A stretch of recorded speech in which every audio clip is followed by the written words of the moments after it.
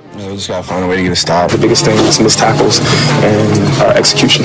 Vaughn took 6 snaps yesterday. I've been punched in the mouth before. Our season's not over. Long season. It feels pretty bleak right now, but we're going to figure it out. Mike Danger. Blame Assessment Monday. Gene Battaglia. Who do we blame? Do we blame Josh? Sean McDermott did not have his team ready to go. Good thing we have a Thursday night game coming up, short week. We're able to flush this, learn from it. Just got to move on pretty quickly. 95.7 FM and AM 950 The Fan, Rochester.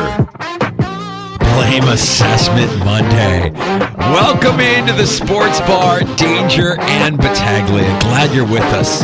Appreciate you listening along at 95.7 FM, AM 950, the free to download Odyssey app, and all who are watching on YouTube and Twitch at The Fan Rochester, even on your smart device.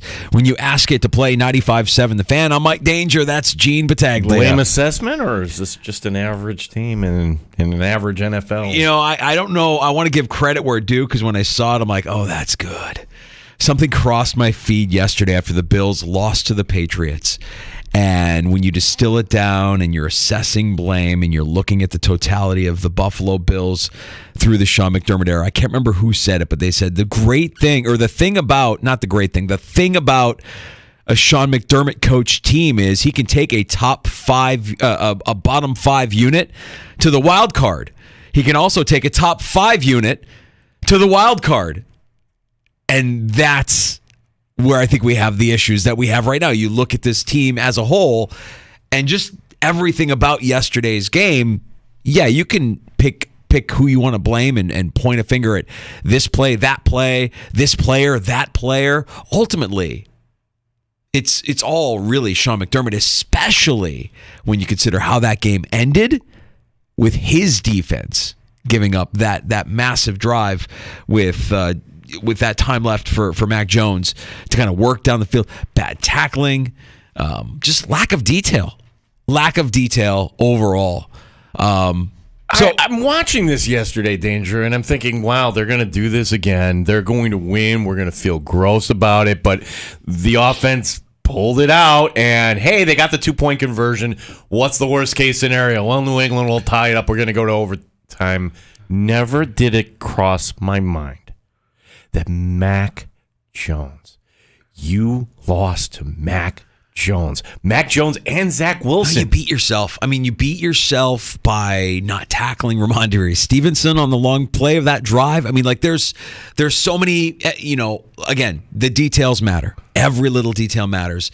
Every penalty matters. Every pressure on the quarterback matters. Every drop matters. In their details are just lacking right now. And when you're down 10-0, even against a bad team, when you're down 10-0 before you even take your second offensive snap, that's not a good place to start. That's the definition of shortening a game. Yeah, that's exactly it. And you're watching that like us, and you see Josh throw that interception, and it was eerily similar to the one he threw in New York, was it not? Like, same area, the same misread, and you're seeing Josh on the bench by himself with his own thoughts. I'm like, oh no, it's going to be one of those days. Here we go again. Yeah. Here we go again. Yeah, look, overall, Josh Allen's number is not bad. The comeback effort was strong. He was just off, just a little off. And again, back to details, just a little off on some of these throws. And, that one, that Steph Diggs would have had a touchdown, long touchdown, right? Just off. You're week 7 now. You've got to have that timing down. You've got to connect on those deep shots. When you're going to call that deep shot, you're going to go for that deep shot, you need to connect, and they just haven't connected on some of those bigger plays just yet. Yeah, and people will get on Dawson Knox for the drop, and that was a really bad drop on 4th down, but Josh has to give that maybe a half second earlier, and then Dawson Knox isn't getting drilled. So the timing was a little off. The throws were a little off. And specifically with Josh, and we've seen this throughout the course of this season, bad Josh shows up, and you kind of wonder, like, what's going on in his head? What is he thinking? And it really, for me, crystallized after I watched a little bit of the Chiefs and a little bit of the Eagles. I'm like, oh, yeah, That's right. Josh Allen isn't running anymore. They've drilled it into his head not to run. This element of his game that made him so dangerous and that made him, made every play alive is now gone from his game, and he's messed up about it. You don't see him scrambling and running. You're seeing him scrambling and looking to throw. Like, you can still run, Josh. You can. We just don't want to see you get killed. We want to see you slide. We want to see you preserve yourself. We want to see you get out of bounds. And when you watch Mahomes play, when you watch Jalen Hurts play, you see them take those measures. You see Mahomes get out of bounds. He's going to run when he's got that space in front of him. And that's the one element of his game that you could just tell he's not comfortable doing because of how much they've drilled into his head. Josh, we don't want you to run. We want you to be a pocket quarterback. And you've basically neutered the stallion. Let him run. Let him run when he needs to run. Be safe, be smart about it, but let him run. Well, that's one slight adjustment, and I just looked it up. You want to take a guess where Josh Allen ranks amongst quarterbacks when it comes to rushing yards? He's still top 10. Sure. He's ninth, but there's guys ahead of him. Daniel Jones, who hasn't played in a couple games. That isn't very good. Josh Dobbs, Justin Fields. A lot of quarterbacks here, Danger, that they're getting yardage just because there's no other option, but number 1, Lamar Jackson. Number 2, Jalen Hurts. Mahomes is 5th. Sure. Yeah, so your best quarterbacks should be top in this, 5. Yeah, your best quarterbacks in this league also run. Should be top 5. And you shouldn't be afraid to run. But you could just tell it's been drilled into his head. Don't run, don't run, don't run. And I think it's messing with him. And I think it's messing with this offense. And I think a lot is put on Josh Allen. This was not his best game. It was certainly, in my opinion, the worst game of the season for the Bills' offensive line. Not physical and sloppy. Sure. I would say that, and the linebackers for Buffalo, too.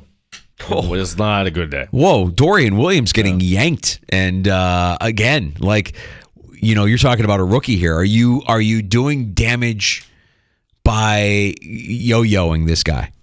You're in, you're out. You're in, you're out. You're seeing some things that we're probably not seeing if you're Sean McDermott that make you feel more comfortable going to the guy you trust. Or, are we assuming it wasn't an injury? It was actually just the coach's decision on that? I think he was asked about it in the post game, and he just mentioned that he saw some things he wanted to clean up, so he put Dodson in there. But he still has confidence in Dorian Williams. All right, if he has confidence in Dorian Williams, my question then would be, does Dorian Williams have confidence in himself? Yeah, you have confidence in him. Does he feel confident sitting on the bench? We've got a great show lined up for you this afternoon, and we will talk plenty of Bills Patriots on a blame assessment Monday. Here's what's on tap at Three Heads Brewing. And by the way, a big thank you to everybody who stopped out to Three Heads for Friday Football Talk Live on Friday. It's just a gift. Every time we're there, I'm like, God, we're lucky to be able to do this. This is so much fun. We love our home away from home there, Three Heads Brewing on Atlantic Avenue. Check out the Mexican Dark Lager.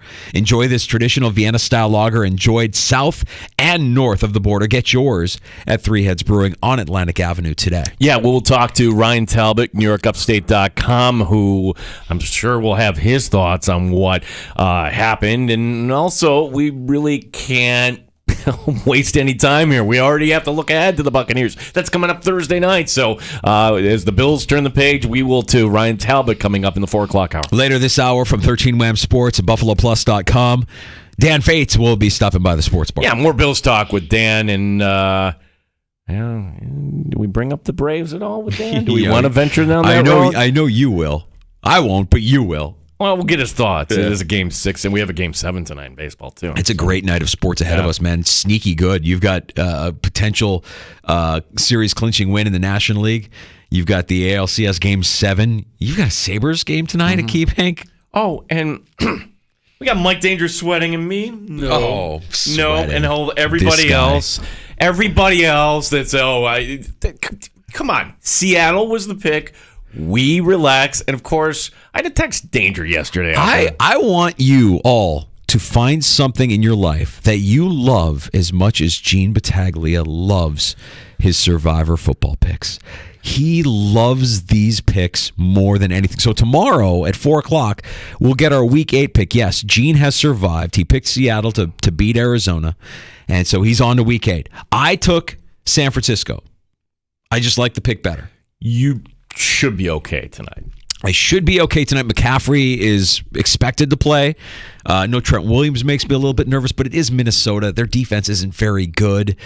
We broke a rule here. This is a road game for San Francisco. I broke a rule with the divisional game. So now, guess what? Now late it's October. It's rule-breaking season. It's rule-breaking season. We have buys. We have teams we can't use. Yeah. And it's going to get more complicated. There's a teaser for tomorrow, but have no fear. We will guide you right through. Okay. And we'll have some fantasy football talk through the course of the week as well. I know we're abbreviated on Thursday, but Andy Barron from Yahoo Fantasy will stop by later this week, and we'll get some winners for college football and Week 8 in the NFL as well. Wednesday, when PJ Glasser of BetQL Send It In stops by the sports bar. So we've got a full week. We've got a full show lined up for you here this afternoon as well. You can join us on the Good Smoke Barbecue and Pub Wingman line, 866-4FAN, 585-866-4326. Award-winning barbecue from Good Smoke Barbecue and Pub at the new location, 135 West Commercial Street in ER, goodsmokebbq.com. Ricky Henderson played for the Padres for a little bit, so I've used the Alan Wiggins line before. Our leadoff hitter here from San Diego, Tim from San Diego, just like Ricky Henderson. What's up, buddy? There you go. Even though I'm I'm the not the equivalent of Ricky Henderson when it comes to speed, obviously. But, no, not at all. No. Thanks, Gene. I appreciate that. It was just an ugly game. I mean, UGLY, the Bills have no alibi. From Wildcats, if you remember that. But it was just ugly. I mean, and then you see the video of Vaughn limping a little bit yesterday. That's a little bit of cause of concern. Where was Gabe Davis? Is there a Gabe Davis sighting in New England yesterday? I mean, he only had one catch for, I think, 6 yards. Really not, making a case for being a legit number two, even though Danger, you probably still think he's a number two. The McDermott-Dorsey coaching combo, if I were to give it a vote of confidence, it would be no confidence right now. My confidence is beginning to wane with this combination. And you mentioned the O-line. Osiris Torrance looked like a rookie yesterday. And these trade rumors you keep hearing about Saquon Barkley coming to Buffalo, it's like, why? They need a cornerback, and it was very evident yesterday. So just overall, just another bad loss in McDermott tenure, and that puts more pressure later in the season. And you go from a team that had expectations of possibly making it, deep run in the playoffs and maybe a Super Bowl, to now a team that might not even make the playoffs.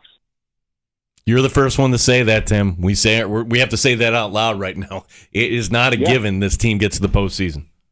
No, not at all. No, I mean, look, it was one of my preseason predictions. Like, I think the Bills are probably a 10-win team. And I think that last game of the season, Week 18, in Miami, is probably for the division and probably for a postseason berth. And it'll come down to that game between those two teams to see who from the East will make the postseason. And seeing Philadelphia dismantle Miami, it's like, damn it, all they needed to do was beat New England. Beat New England. All they were needed enjoying life. Yeah, all they needed to do, and they couldn't get over on New England. And Philly did their part, and the Bills fell flat on their face. Tim, appreciate the phone call as always, buddy. Take care and hang in there. 585-8664-FAN, 866-4326 is our phone number. The betting line, is the public really so into the Bills with the offense here? This is just weird. I would have figured, okay, it's Bills by a small number. Tampa Bay is getting 7.5? Sounds about right. Really?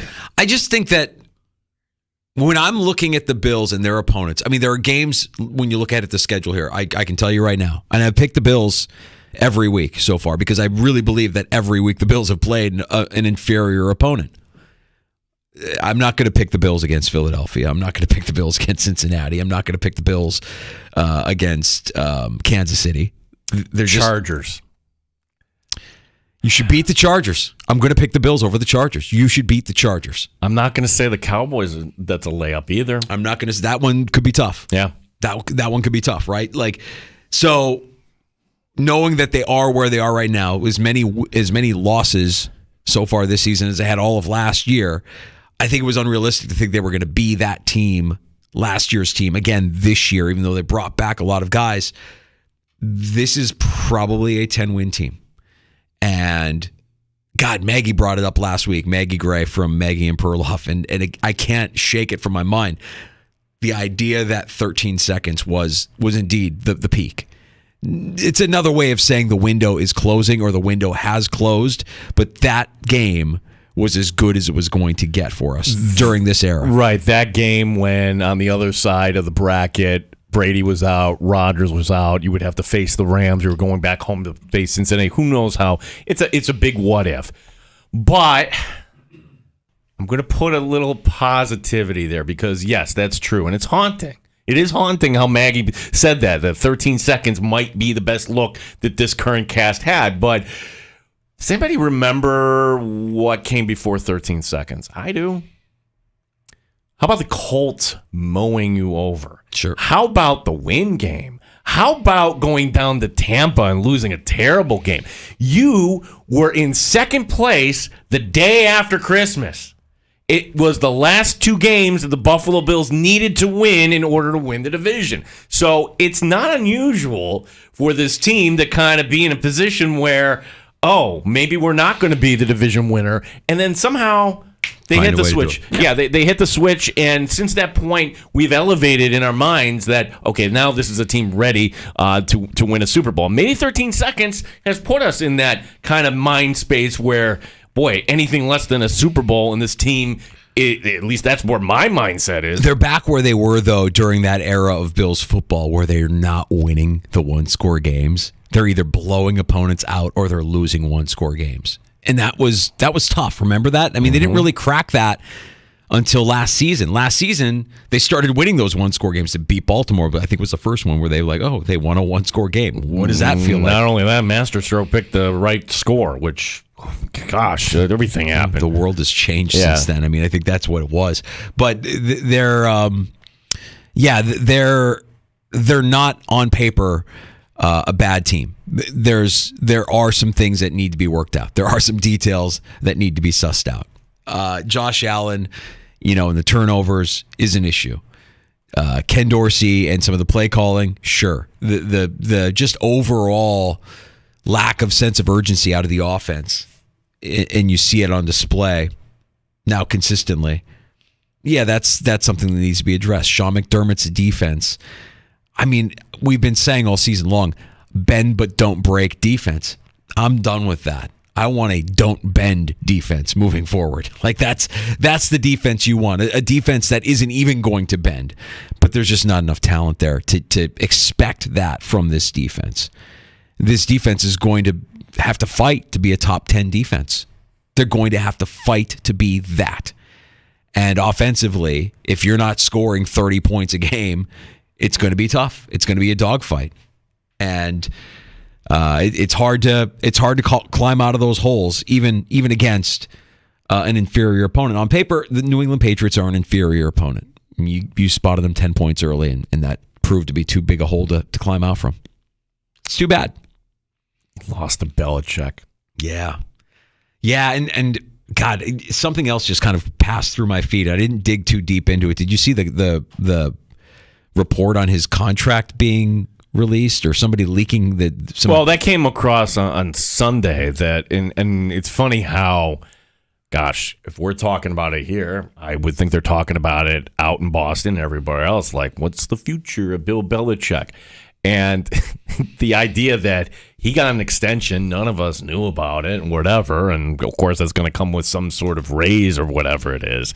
And that's where we're like, oh, well, maybe this is the reason. Maybe they're tanking. Maybe he's got some extra security. That was kind of the conversation. Why didn't we find out about it? Because it's Belichick. He's not going to tell you. Right. Or is it going to become public when it needs to become public? If you're Bill Belichick, and you hear the whispers and you hear people questioning whether or not you belong, whether or not you should be the guy for that job, do you tell the insider? Do you tell one of your media goombas? Yeah, I don't know where all this is coming from. You would do it better. I don't know where all this is coming from, but I signed a long-term extension in the offseason. No, he was asked about well, I don't want to here to talk about the Buffalo game. Well, that's an interesting theory that it was actually he who put that out. You think you can get rid of me that easy? I'm not going anywhere. Well, I would think that well-run NFL organizations would eat contracts and that would be like there are so many years. The idea maybe that, it's a reminder. Well, if you want to get rid of me, you're going to pay me because I'm not retiring and not quitting. That's true too. Or we can talk about a buyout here or something like that. Bad organization, the Raiders. Yeah, you know what? We still have these years left on McDaniels. We're not going to make a move. Now, who does that? Bad organizations, good organizations will move on. Yeah. All right, let's get to Dan Fates, 13 Wham Sports, BuffaloPlus.com. We will get his takes on yesterday's loss from Foxborough. Dan Fates joins us next in the sports bar. Danger and Battaglia, the fan, Rochester. Jump into the NBA action this season with FanDuel, America's #1 sports book. Mike Danger for FanDuel Sportsbook, the official partner of 95.7 The Fan. Right now, new customers can bet $5 and get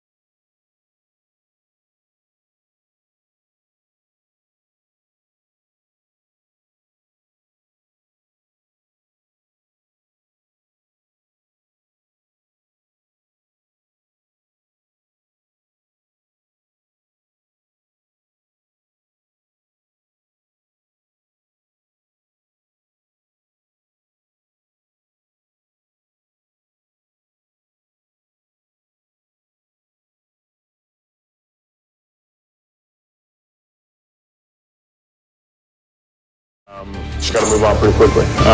Anytime you got a tough game like that, being able to move forward quickly, being able to get that taste out of your mouth, it's always a good thing. So we're definitely going to be looking forward to getting on the field Thursday night. 13 Wham's Dan Fates will join us next in the Sports Bar. We'll talk some Buffalo Bills football. It's a busy night in sports. We've got Sabres hockey tonight. Montreal is the opponent. 7 o'clock for the coverage here on the Sports Leader. Game 6, Arizona at Philadelphia. That'll start a little after 5 o'clock. We also have a Game 7 tonight, the Astros and the Rangers. Gene Battaglia in the Sports Leader, 95.7 FM and AM 950, The Fan, Rochester. The beer is cold and wings are hot. You're in the Sports Bar with Danger and Battaglia on the Sports Leader, 95.7 FM and AM 950 The Fan, Rochester. This is a long season. This is a very long season. 4-3, maybe not where we wanted to be at the beginning of the year, but we got a short week this week, and the games are going to keep coming. No reason to sulk into this one and turn one loss into two. We'll hand it on the plane, watch the tape on the plane, and tomorrow we're on to the Tampa Bay. So this is a long season. And just make sure that you don't want to turn one loss into two losses, especially on a short week. Buffalo Bills safety Jordan Poyer. A nice little punch out late in that game last night, or yesterday afternoon, I should say, in Foxborough.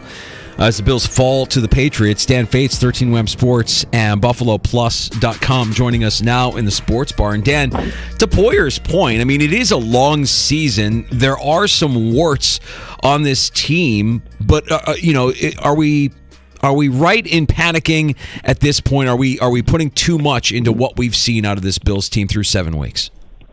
Thanks for having me on, as always, guys. And no, I think it's appropriate to panic. I went to bed last night wanting to feel better and hoping that I would feel differently about the Bills' offense. And I woke up feeling just as concerned and just as confused as to where the direction of this team is going.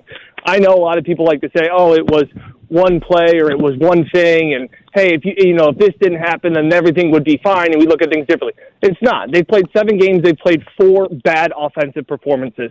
That is more than half of their season. So, in my eyes, and I was listening to you guys' opening segment, it was great. But Danger, you talked about, they're not a bad team. Well, Bill Parcells says you are what your record is, and they're not a good team.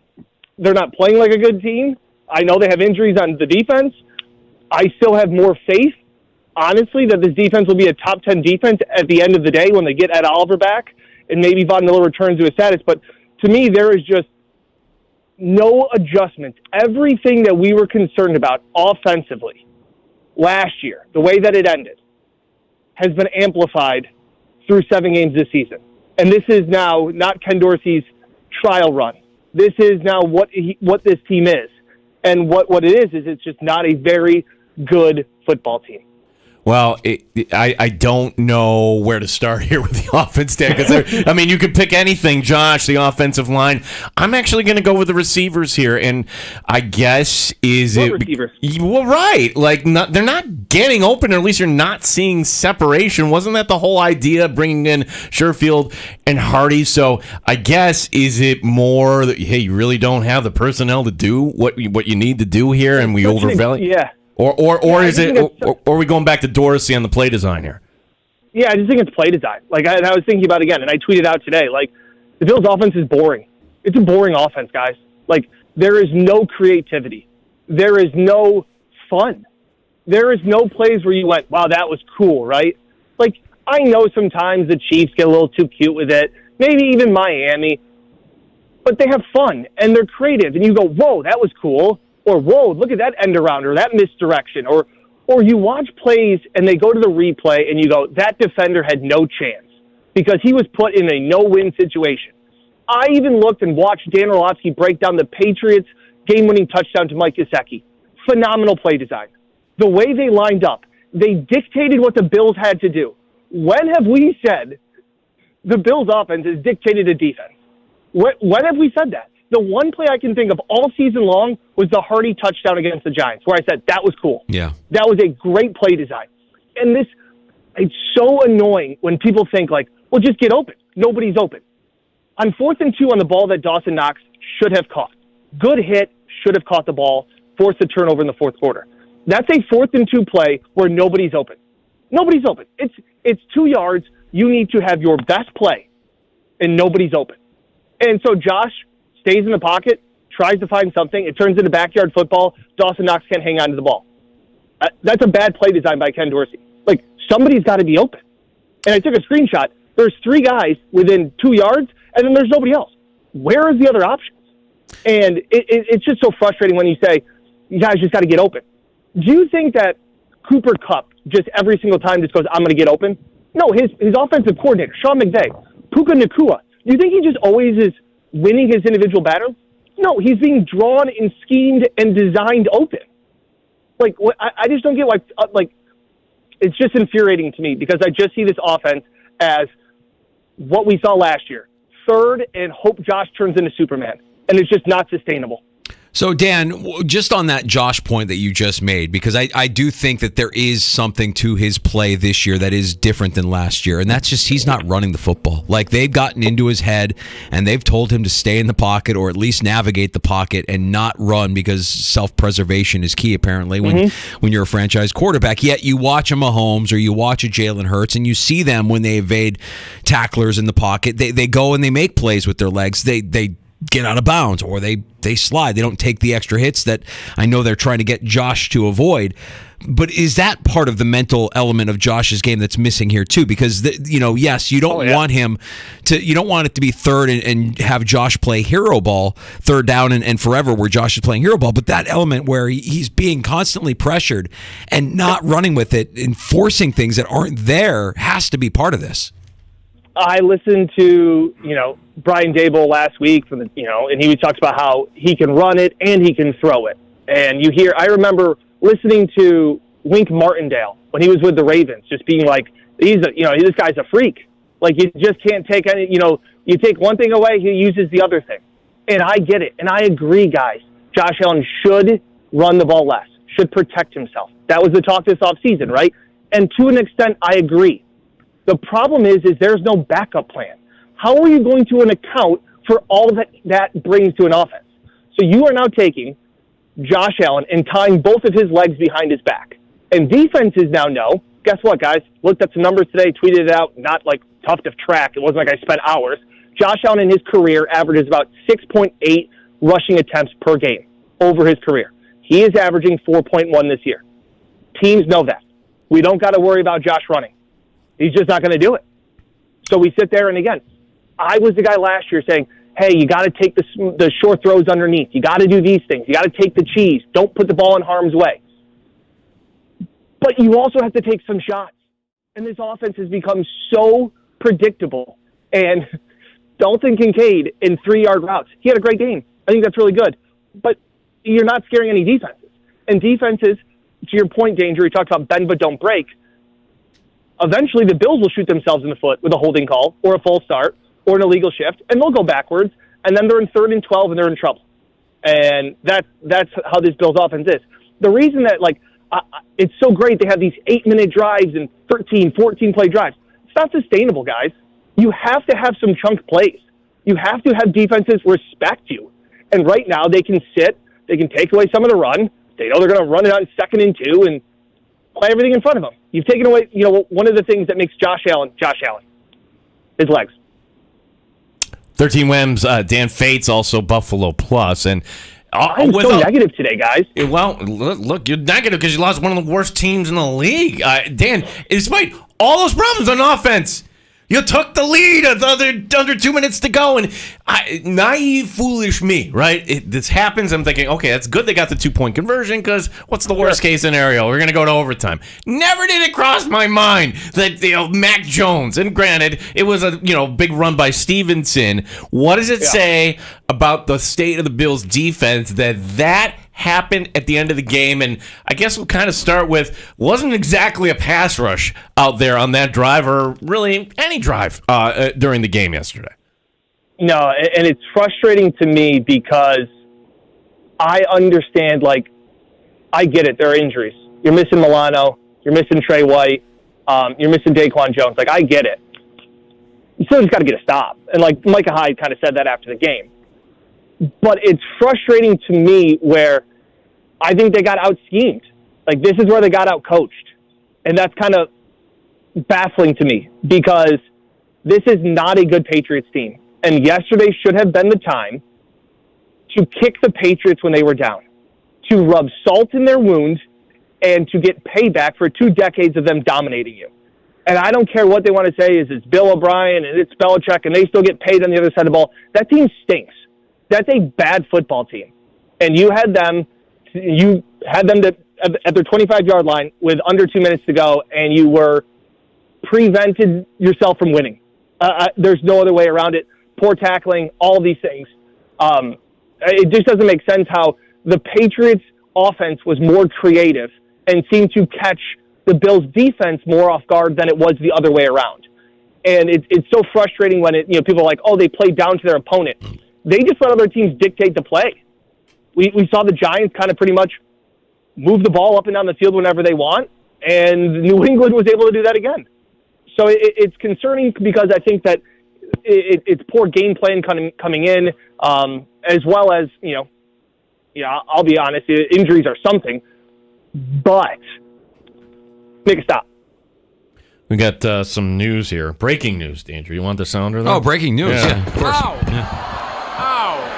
Ow! It really hit me. I didn't know it was coming back that far. All right, so Dan, your reaction to this. Tennessee just traded all-pro defensive back Kevin Byard to Philadelphia, and the Eagles are sending a 2024 fifth and a sixth rounder. So, look, I think the Bills, if they're really going to be contenders, I know Bills fans want, and I didn't think there was going to be this many sellers, but apparently Tennessee wants to be a seller, and what should we expect, because we're only 8 days away here from the trade deadline. Yeah, if there is a move, I think it's on the defensive side of the ball, and partly just because I've never been super high on Ken Dorsey. That's something new. But for everybody that says go get this guy, go get this wide receiver, go get Devontae Adams, go get Hunter Renfrow, why? And I'm not trying to be like a Debbie Downer here. Like, I'm trying to be honest. I'm just looking at it objectively by saying, last year you signed Naeem Hines and he played 8 offensive snaps. And we kept hearing, well, we just couldn't get him up to speed. It's tough to do that. You then got Trent Sherfield and Deontay Hardy, and you had all off season. And Sean McDermott last week on Wednesday was like, hey, guys, we got to figure out what we're doing. So where is my belief that if you bring somebody like that in, or a running back, let's say in the crazy world you get Saquon Barkley, where do I have any confidence that you're going to be able to integrate him and know how to use him in the middle of the season? Because you had all offseason with Trent Sherfield and Deontay Hardy, and they can't seem to find their way onto the field, as well as finding what Gabe Davis can really do on this offense. Like, it's understanding that, like, I don't get it. I don't get what this offense is. A few weeks ago, they had won 3 games in a row. They were Josh Allen under center. They were play action. They were really good. And now they've just completely abandoned it. And it's a whole lot of second down shotgun draw plays for whatever reason. I'll try to give you a bright spot, Dan. You mentioned him, and I know that you talk about, and I'm with you on the Naeem Hines, and I think we were saying it all offseason. When they drafted Dalton Kincaid, I remember thinking, what makes you believe that the Buffalo Bills will utilize this kid to his strengths? Because we all see him as a great pass catcher, and everybody said he's not a tight end, he's a playmaker, he's a pass catcher. You could use him in the slot. All of the things that we heard about Dalton Kincaid. Well, yesterday, at least he had his best day as a pro. It wasn't deep downfield, but 8 catches, 75 yards. He did get open, and Allen was able to find him. Do you think that that's a glimpse of maybe a scratching of the surface of what we could see out of the first-round pick? Yeah, it's just so interesting because they've had so much success running the ball out of 12 personnel than what we all thought they would. And it's really because teams, to some respects, aren't really respecting Kincaid as a blocker. So, like, if he can turn into a average NFL blocker, now all of a sudden you got versatility. Like, Travis Kelce doesn't block a ton or whatever, but he can put his body in the way of people. Dalton Kincaid's got to add that to his game. It was something that Dawson Knox worked on, but if you could add that so that defenses have to keep honest that, hey, maybe Kincaid, this could be a run play as well, I think it'll help things out. But right now, I think it's a little bit of a lofty expectation that he could be this Cole Beasley-esque guy right now, but right now he's become a safety valve because nobody else has been able to get open besides Stephon Diggs. And especially as we've seen it in the playoffs, and we know that New England does it, they take away your number one option. That is what the Bills or the Patriots have done all this year. They are a horrendous team, but they have taken away number one wide receivers. So somebody needed to step up yesterday. I thought it would have been Gabe Davis. It wasn't. It was Dalton Kincaid. And you start to see the feel. I saw it in training camp. Incredible catching the football. Such a natural pass catcher. Unlike, say, a Dawson Knox, but you still have to evolve his game and create a bigger route tree because, again, 3-yard catches, 4-yard catches doesn't really instill tons of fear in opposing defenses.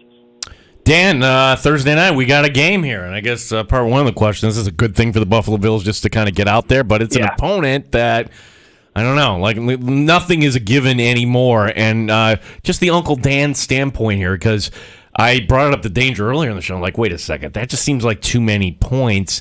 Tampa Bay. Yeah, so is that just the public just thinking that the Bills' offense is still, hey, show up and we're going to roll people? That's how I see it, because a lot of people will still look at the numbers, still look at DVOA, still look at offensive success rate, which I don't understand what any of those numbers are, hand up, to be honest with you. I don't know what any of those things mean. I know the Bills are pretty good at all of those things, but what I can also tell you is that the Bills had 7 points in the fourth quarter against Jacksonville, and they finished with 20-something. I can tell you they finished with 14 points, and you got the win against the Giants, so you were shut out into the fourth quarter. And I can tell you that you had 10 points against New England, who allowed 30-something points to the Saints. But people see the end result. And I tweeted out last week, was the fact of 3 games the Bills were really good. They were really good against Washington, against Las Vegas, and against Miami, when everything went right. The other 3 games, they've been really bad. Those other games against the Giants, the Jags, and the Jets, 16 points per game. But you look at it and go, hey, they're like 20, they scored 27 points a game. Well, when you score 48, it kind of skews the numbers. I think the public sees the end total. They see, hey, the Bills still scored 25 points against New England. It was a fluky loss. I think the public still loves the Bills. I just don't think they're 7.5 points better than many teams right now. Again, all of this can change. I'm talking to you guys about how boring their offense is and how broken they feel. It's a week-to-week league. They still have Josh Allen. And I think that's the most frustrating thing to me, is that we can sit here and critique this offense and say, well, this is against them and this is against them. You have Josh freaking Allen. And he's really, really good. And that 30 other offensive coordinators would probably love to have him over the guy they have. So you can still put it together. You still have Josh Allen, but right now things just seem, as Josh said, very bleak. And I'm sorry to rain on everybody's Monday parade. Big eye test guy, Dan Fates. Yeah. Throwing the analytics out the window. No DVOA here. We know what our eyes tell us. You're an eye test guy. We respect that, Dan. That's great. Yeah, I just, again, it goes back to, when I made the graphic, I did points, yards, turnovers. Things I can understand. I don't know how to, it's like when it's a hard hit ball rate. What's the one? The for baseball, it's like expected batting average off balls. I don't know. Like the ERA off expected. I don't understand those things completely. I understand earned runs allowed. I understand yards. I understand points. So, again, the Bills can turn it around. They've shown it in the past. Like Gene said, for something, to me personally, it just feels a little different. Yeah, and it's a little earlier too here. This is happening in October, where we've had those lulls later in the season. Dan, are you in favor of actually reseeding in the baseball playoffs? So if we get an NLCS that kind of feels like the NLCS, I had to bring it up somehow too, bud. Yeah. Again, I think it's funny. Obviously, I told you on this show, I said I worried about the Phillies. Yeah. And I was right. They got hot, and they're a team that just, especially in the playoffs, they can just swing for the fences, and the Braves didn't. They got hot. But I don't think you all of a sudden change anything. It's still an advantage to not have to play in the wild card round. I don't understand how much more you can really do. The better team has won these series. That's the bottom line. And again, I don't think because you dropped back-to-back series to the Phillies and the NLDS, all of a sudden you blow up what the Braves are going to do. So we'll see. I can understand seeding. I think it's easy for the Dodgers and Braves and their fans to say this isn't fair, all these things. Play better. Bottom line, Dan, don't throw meatballs to Bryce Harper in October. You said something there that is interesting to me. Do you really think that it is an advantage to stay out of the wild card round when you consider how much of a grind, how much of a routine these teams go into, and the idea that you have to shut it down for basically a week before you pick it back up again? I guess the only thing I could think of was if you make the wild card game one game again. If you make it one, and that's kind of tough for one of the divisions, that you'd have to play that. I don't know, because that's the only thing I can think of where you don't have to shut them down for a week. But look, the Braves tried last year to do nothing. They tried this year to simulate it with fans and scrimmages and all these things. I don't know. Play better. Max Scherzer going in Game 7 tonight. They couldn't come up with a better option there, Dan? That's just a twist of knife in your back. So that when he shoves tonight, you guys are going to laugh. No. Max Scherzer will implode, and I will sit back and I will evil smile. Mets fan over here, just wishing pain and agony on his former ace. All right. Dan, are you not rooting for the Diamondbacks? Where are your loyalties there? Oh, I couldn't root against the Phillies any harder. I couldn't. I wish. It's going to be hard to watch that game because that place is electric. All of those things. I just wish the Phillies would implode here and blow Game 6 and 7 in their bullpen, because I think Rob Thompson got away with a bunch of stuff in the Braves series with just awful pitching decisions and the bullpen, and he paid for it in Games 4 and 5, Games 3 and 4, bringing in Kimbrel in just horrendous situations.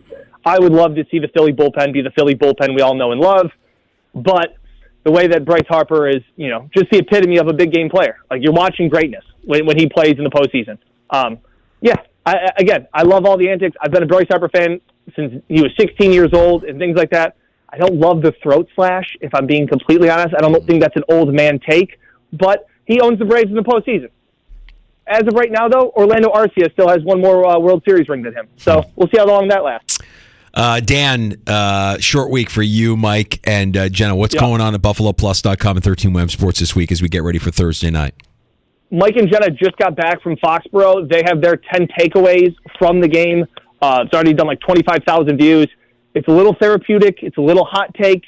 It's a good video. They will also be back up at Buffalo tomorrow for the media day as they practice, and then the Bills are off Wednesday, and then we are back to work back up in Buffalo on Thursday, guys. Yeah, up in Thursday, and you know what? We get a Sunday to do yard work, or whatever it is. Go get a pumpkin. Dan, appreciate you. We'll see you Thursday then.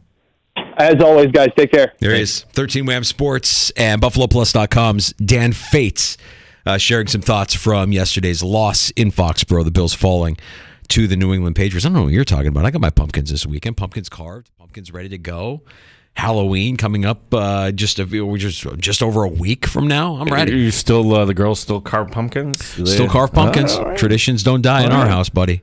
No way. We're carving pumpkins. In fact, the pumpkin seed roasting was going on late last night. We were pumpkin seeds are way late. Yeah. So I do a little like an Italian herb. The pumpkin seeds taste like pizza on one. I did an everything bagel pumpkin seed batch. I did scorch a batch of sugar and cinnamon. That didn't turn out so well. It's a variation on your seafood take. You like the seasoning or you like whatever. Nobody likes pumpkin seeds. You like the seasoning. Like the butter, the salt. Yeah, you like the salt and pepper, or you like the whatever you're sprinkling on it. Of course, it's just a vessel for the thing you really want, which is more salt, more cholesterol, whatever it might be. Absolutely. Appreciate Dan Fates stopping by. We'll talk more Buffalo Bills next hour. Ryan Talbot from NewYorkUpstate.com stops by with his thoughts of the Bills' loss in Foxborough. We've got some takes on tap next in the sports bar. Yeah, so I went to the AFC standings like, oh boy. This is the reality. And when you look at these standings, I think it's also an indicator of really why you have to temper your expectations for next week. I'll explain. Also, proof that the Patriot way, yes, they won the game, but did you ever hear players running their mouth after a game? I don't know if it qualifies as running their mouth, but this is interesting what came out of the Patriots locker room following their victory yesterday. You might not know this about me. I can be a bit cynical. You're kidding. Just hope you're sitting down. I have a conspiracy theory. It's been rattling around in my brain for the last couple of weeks. And I've been trying to figure out what exactly is going on here. I think I understand what's going on here. I'm going to share why I believe there's a player in the NFL who is lying about his injury. We'll get to that and more when we share some takes on tap next in the sports bar with I'll Drink to That. If you want to jump on in, we'd love to hear from you. Give us a call, pull up a stool, join us on the Good Smoke Barbecue and Pub Wingman line at 866-4FAN, 866-4326. Award-winning barbecue from Good Smoke Barbecue and Pub. The new location, 135 West Commercial Street in East Rochester. GoodSmokeBBQ.com. Odyssey has sports for every fan. Keep up with your favorite teams from across the country and get the inside scoop from experts. AUDACY. Odyssey. Prescriptions require an online consultation with a healthcare provider who will determine if appropriate.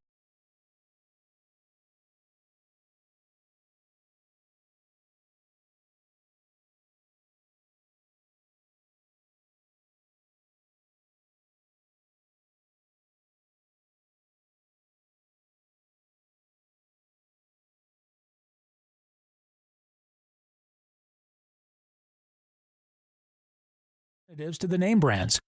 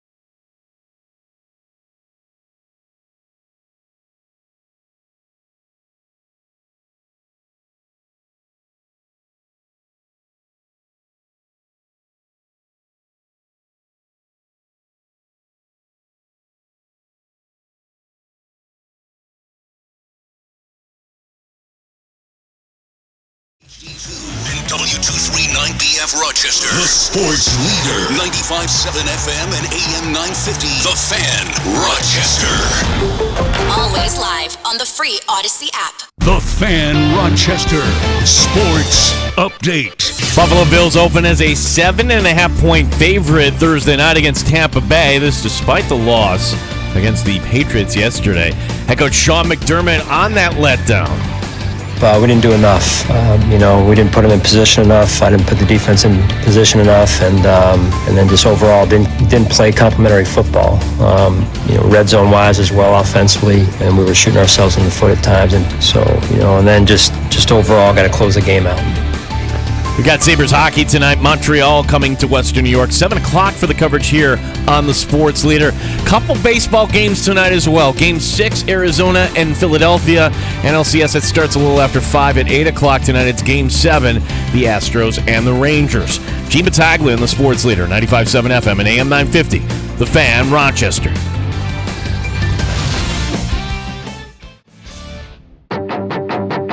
The Sports Bar with Danger and Battaglia. Jones passes, looks to his right, throws it to the right, got it! Touchdown! He's got it! Patriots! There he is, Mike Gesicki off the side of a milk carton, catching the game winner! Buffalo falls to New England 29-25 in a disastrous game here at Gillette Stadium. Just not enough. We didn't do enough. We didn't put him in position enough, and didn't play complementary football. If we knew what the answers were, we wouldn't be in this position. Yeah, we just got to find a way to get a stop. The biggest thing is missed tackles and execution. Vaughn took 6 snaps yesterday. I've been punched in the mouth before. Our season's not over. Long season. It feels pretty bleak right now, but we're going to figure it out. Mike Danger. Blame Assessment Monday. Gene Battaglia. Who do we blame? Do we blame Josh? Sean McDermott did not have his team ready to go. Good thing we have a Thursday night game coming up, short week. We're able to flush this, learn from it. Just got to move on pretty quickly. 95.7 FM and AM 950, The Fan, Rochester. I try to be optimistic, and maybe I don't see the sky is falling as much as a lot of Bills fans do after that loss yesterday. One bright spot, we'll go ahead and dub this player our Fan Rochester man on a mission, talking about Dalton Kincaid, who had his best day as a pro. The rookie caught 8 passes for 75 yards, helped him move the chains, did a good job getting open, getting some yardage after the catch, not letting the ball hit the turf. Dalton Kincaid, our man on a mission, brought to you by the Open Door Mission. Go to opendoormission.com to see how you can guarantee a win for someone today. Got to remember to turn on my microphone. Okay, so I do believe, though, talking there, and you hear the sound bites from Sean McDermott, and he said it in the sports update, he said it in the open that Dan Durham put together. Complementary football. Complementary football is meant for teams that have a average to below average quarterback. Honest to God. I think what's happening here, Danger, is people are going to blame Dorsey, but talking to Dan Fates, you have Josh Allen. You're not taking shots down the field. It's, wow, we had that 9-minute drive against the Giants. That's McDermott's dream. Keep the drive going and just dink and dunk and dink and dunk. I do see them taking shots down the field. I just don't see them completing those shots down the field. The Diggs got behind the secondary. You complete that pass, he's a step or two behind that pass, and that's a different ballgame, right? Like, I think with Josh Allen and with this offense, specifically inside of Josh Allen's head, and then I just got a couple of texts on the secret textoso line. I mean, everybody in my neighborhood's listening today, Gino. I don't really care if all of Rochester's listening. As long as the Goombas in my neighborhood have us tuned on, I feel pretty good about myself. I can sleep easy at night. Yeah. Cuse. Spot on about Josh Allen. They have neutered him, throttled him, and messed with his mental state. Too many flags, drops, and missed tackles, but let the wild horse do what he does best. Best analysis yet. Biscotti, Nikki Signs. Oh, this is in reaction to what you said. The breaking news that we had while we were talking to Fates. The Eagles can do this, but the Bills can't. That's why the Eagles rock.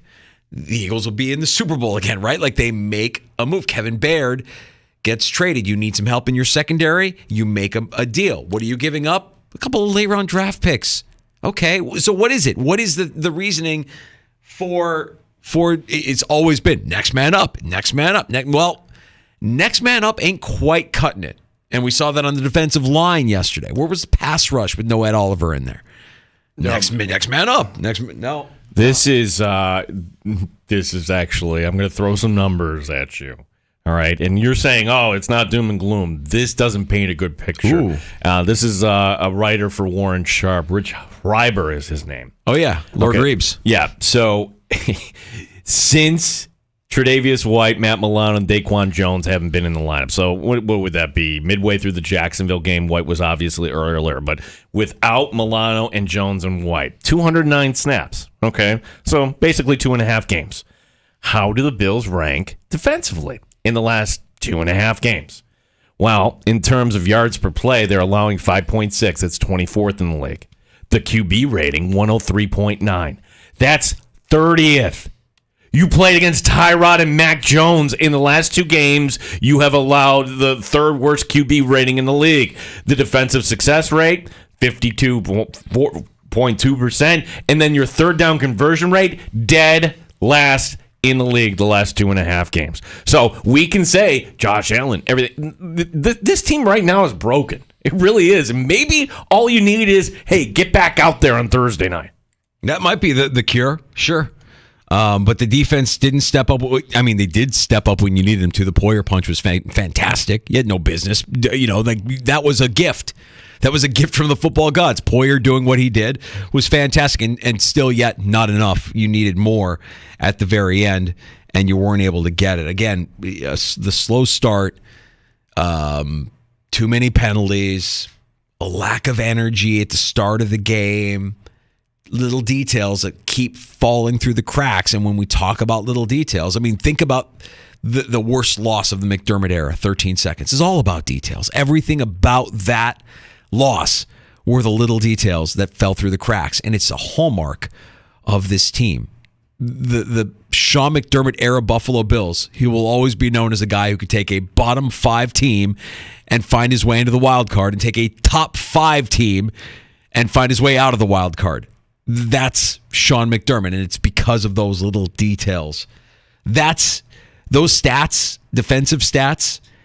If we're going to continue to ride this wave of next man up, and those stats are showing that no, we're going to need more than next man up at this point. That's not going to fly. No, it's Jones and Milano, and not having Ed Oliver yesterday. And I know, Danger, you brought up the theory, and I thought there was something to it, that maybe the Bills were exercising some load management. No, the time is up for that. If you really thought that, hey, Ed could go, but we're going to hold him out. If he's back out there on Thursday night, then you know that this was some load management stuff going on. Now, speaking of injuries, Von Miller played, 6 snaps, I want to say, yesterday? 6.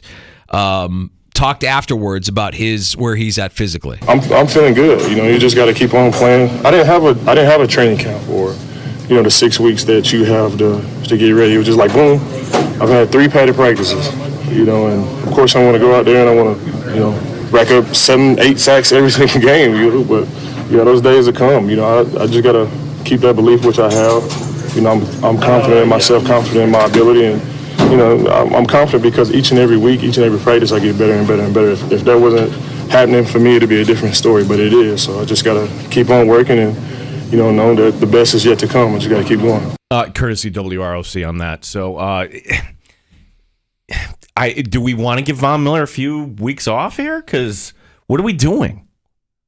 Why are we even doing this? If you weren't out there on the last drive, Danger, when you needed him most to make a play. Yeah, I'm kind of stunned. I didn't know that Ed Oliver was the be-all, end-all key, and apparently Ed Oliver and Daquan Jones is what makes them an unstoppable recipe. You're just not getting what you want out of next man up.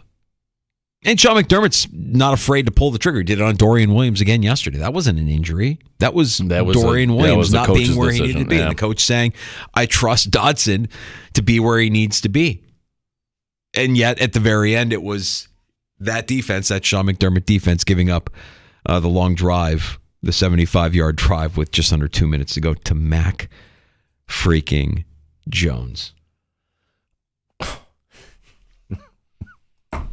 And you say this isn't bad? I'm saying, I kind of fall in line with what Jordan Poyer was saying earlier, the idea that it is a long season. And I kind of thought that this would be the Bills' season, that they were a 10-win team going into this season, that it's not going to be a runaway. It's not going to be them winning the division by 2 games. It's not going to be, they're going to be competing probably with Miami. It's what hurts the most is that Miami, they lost. You could have been in first place right now. We could be talking about the first place Buffalo Bills if all you did, even in ugly fashion, was beat New England. We'd be saying, yeah, it wasn't pretty, but we're the best in the division. We're the best that we got going right now. We're in first place, and Miami is certainly vulnerable. Well, we'll see how Thursday night looks. It's a short week for the Buffalo Bills. We're abbreviated on Thursday. We're only going to be on from 3 until 4, your pregame to the pregame. 4 o'clock, our pregame coverage on Thursday as the Bills host the Tampa Bay Buccaneers. Thursday night football coming up on Prime. Thursday night. Oh, Al Michaels will be. What kind of mood will Al be in Thursday night? We'll have that game for you here as well on the Fan Rochester. You can always call us at 866-4FAN, 866-4326. Justin and Rhonda Coy checking in. Hey, Justin. How you doing, guys? Appreciate you. Long-time listener, sometime caller. Love that. Yeah. I just wanted to say I agreed with, I'm not sure who said it, about the little details in the McDermott era and taking a top 5 team and getting out of the wild card and a bottom 5 team and taking them to the wild card. Yeah. I think that's spot on. And I don't know why we haven't been talking about that more often, especially after 13 seconds. I mean, it was pretty clear with everything that we've kind of found out afterwards that was pretty much all on McDermott. So I don't know. I mean, I'm grateful. I'll be forever grateful for him for turning the team around, but I'm in it for Super Bowls. I don't know about everybody else. Yeah. It's thank you very much, Justin. Appreciate the call. And wasn't that the knock on Andy Reid in Philadelphia too? Details? It's exactly the knock on Philadelphia. He's our Andy Reid, and eventually, McDermott will just go up for his press conference and start. Time's yours, and just leave it at that, and let maybe at some point he'll do what Andy was doing while he was in Philadelphia, saying it starts with me, which he did not do after 13 seconds. I don't know that he's ever done. No, like 13 seconds. That's what you wanted to hear, and it was anything but. It was execution. It wasn't. I'm like, wow. I feel like it starts with me is almost like the exasperated move, right? Like that's when you're tired of answering the questions. You don't have the answers. You're kind of frustrated with your lot in life.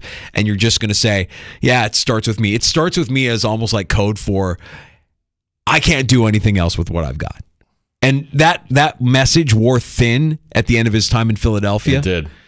And even though he had, brought his team to the Super Bowl, and he did get them to all those NFC Championship games, it wore thin. He had a lot more talent on his team than this Bills team has right now. The Bills have a really good quarterback. They have a really, really good wide receiver. The offensive line had their worst game of the season against the Patriots when they should have had their best. The defensive line, the pass rush was invisible. And the details. Your kicker missed a field goal. Again, yes. Yeah. And the details, believe me, Justin, we don't have to go back and revisit the 13 seconds conversations we had. We had plenty of conversations about the details that fell through the cracks for 13 seconds. No, but when Maggie Gray came on the show last week and when she said, and she's a Bills fan, her husband's from Rochester, she grew up knowing the culture here, just saying out loud the things that we're frightened to say out loud, that was that the best look for this team at a championship. Now, positive me is going to say yes, and that team was in a terrible funk. Win game, Colts running all over the place on you, embarrassing loss at Tampa in the first half where you didn't run the ball once. I mean, there were some really bad losses down the stretch, but somehow turned it around. I'm not so sure that's the case now. This is defensive coordinator Sean McDermott just putting the clamps on this offense right now. I want to see them open it up a little bit more. I want to see Josh Allen run a little bit more. We'll get the thoughts of Ryan Talbot, NewYorkUpstate.com. He's going to join us here in about 10, 15 minutes or so. Before we get to Ryan, Some takes on tap with I'll drink to that. So we're one more loss from the Buffalo Bills falling into the farting around category. So if you're new to the show, what farting around is, it's the graphic that says in the hunt. In the hunt, nobody talks that way. No. What are you doing? Oh, you're in the hunt. No, you're farting around. Yeah, quit farting around. Yeah. But we can't say that because it's a little crass on television. Here in the sports bar, we can talk like that. So, like right now, the Bills, where are they? They're in 7th. They would have the last wild card if it all started today. They're officially farting around. Yeah, they are. And who would be the one in the NFC, Danger? Do you know? I do know. I had to look it up. And I'm like, oh. It's this week's opponent, Tampa Bay. Look at that. Yeah, Tampa Bay, 7th. They're not farting around. A couple of 7 seeds just going out on Thursday night and farting around on the field. In fact, in the NFC, there's maybe a couple teams that are either in the playoffs or not farting around. So the way the NFL wants it, Danger, so many teams in it. That means less sellers at the trade deadline, the way I see it. Although apparently Tennessee is ready to sell here. Well, Kevin Baird goes to the Eagles, a couple of late-round picks, and, that's the Eagles. I mean, that's Howie Roseman. He's probably the best GM in the NFL. After the Eagles fleece Tennessee for A.J. Brown. Go back to the well. Go back to the well. God, A.J. Brown looks good. That's a good football player, man. Every time I see him, I'm like, God, he is special. That guy is just a beast. And they let him go. They let him go. Because you didn't want to pay. Oh, God, that's got to sting if you're a Titan fan. That's terrible. He is so good. All right.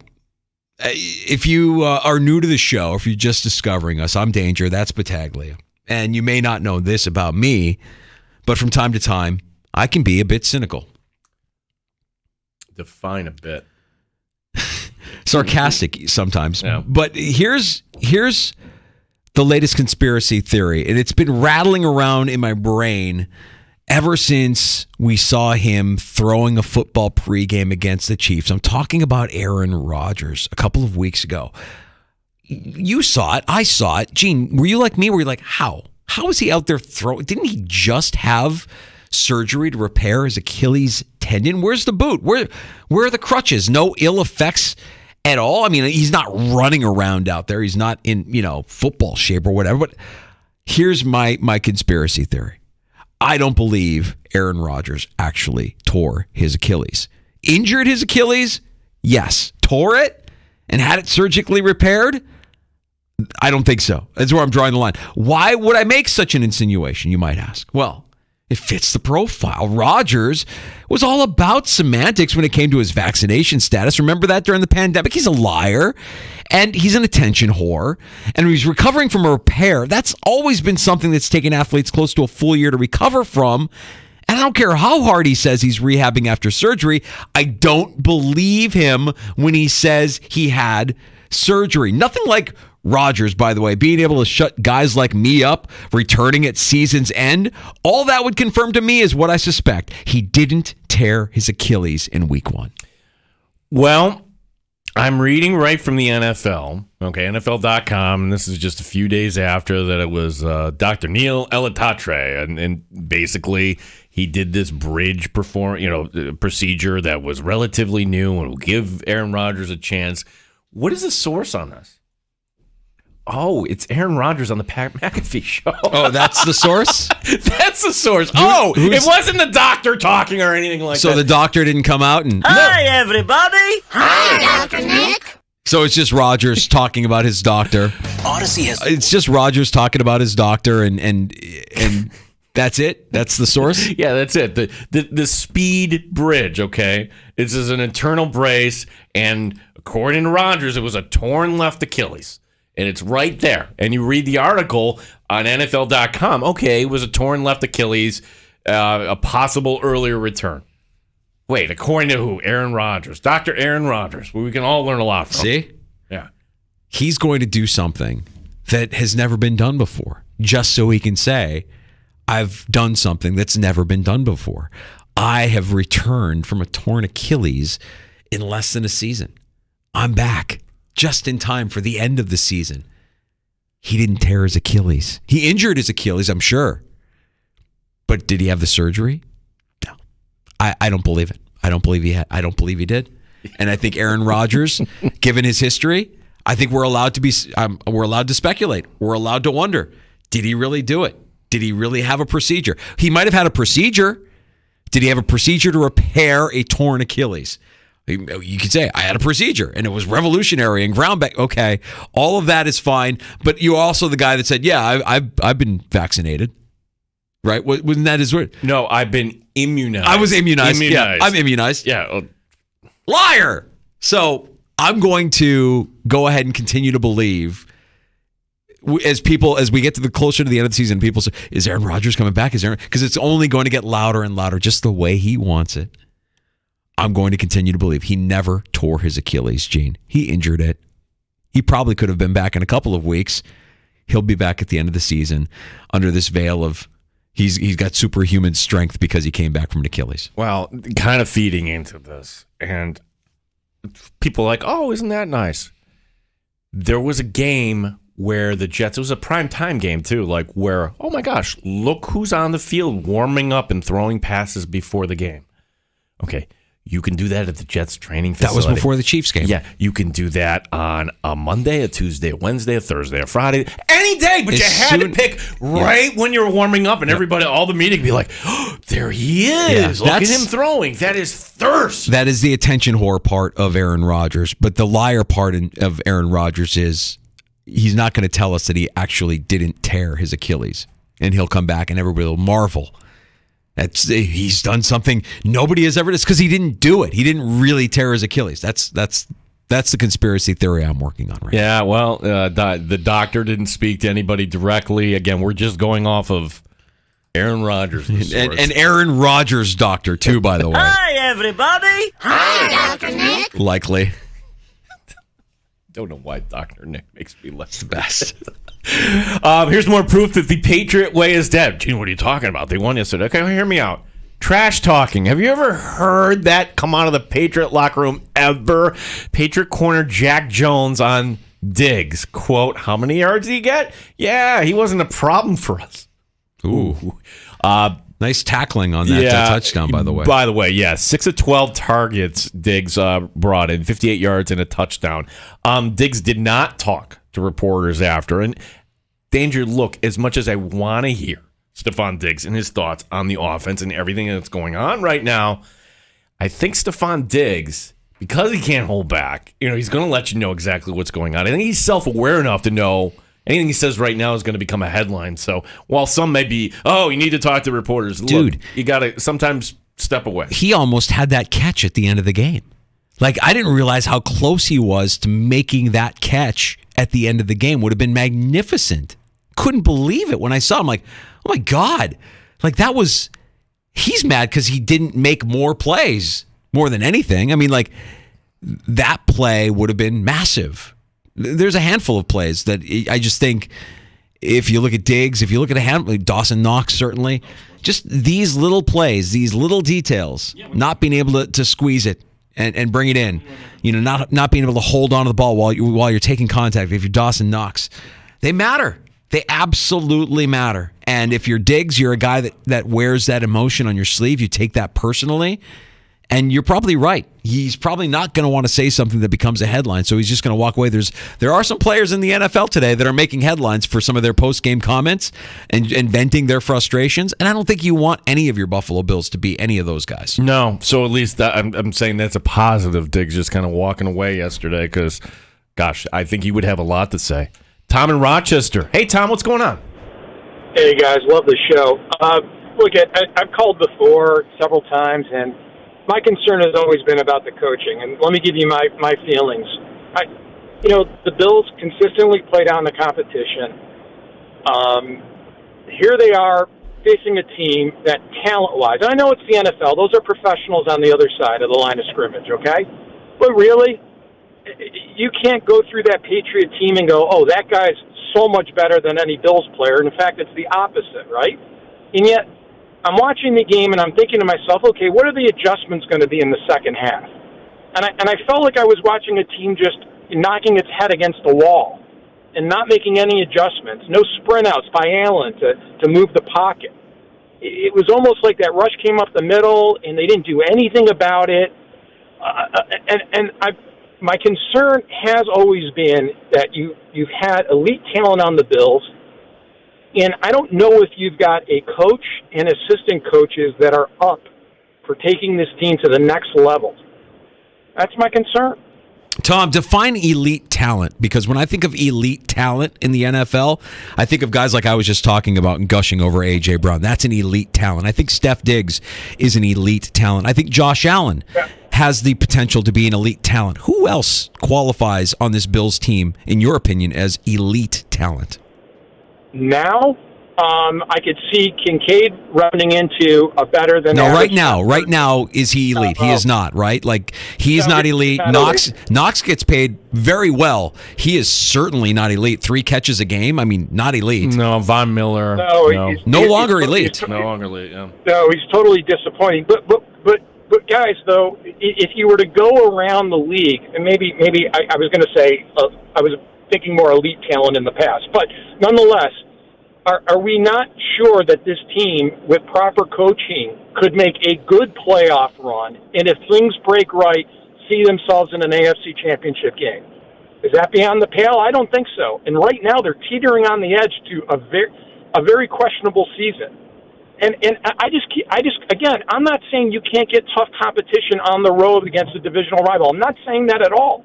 But I'd like to know, what were the adjustments anyone saw in the second half? I didn't see any adjustments. I saw a team trying to do the same thing that really didn't work out so well. Well, I mean, look, there were, we talked about it earlier, like Dorian Williams got pulled. He didn't really make an appearance in the second half. Like, McDermott tried to make some adjustments. But on that side of the ball. On that side of the ball. On the offensive side of the ball, I think there are concerns. Look, it's ultimately, it all falls on Sean McDermott. And when we talk about these guys being coached up, are they being coached up? Like, I think they're almost being coached too much to the point where it's affecting their head and you're not letting talented players play. And when you bring up the point of, elite talent, this is a team with elite talent. I don't think it's a team with elite talent. I think it's a team with talent that's been coached up and believes that they could be elite in this league. You have an elite quarterback. I'm going to say Josh Allen is elite. Sure. He's not playing elite here at that level. I think we can recognize that in Diggs.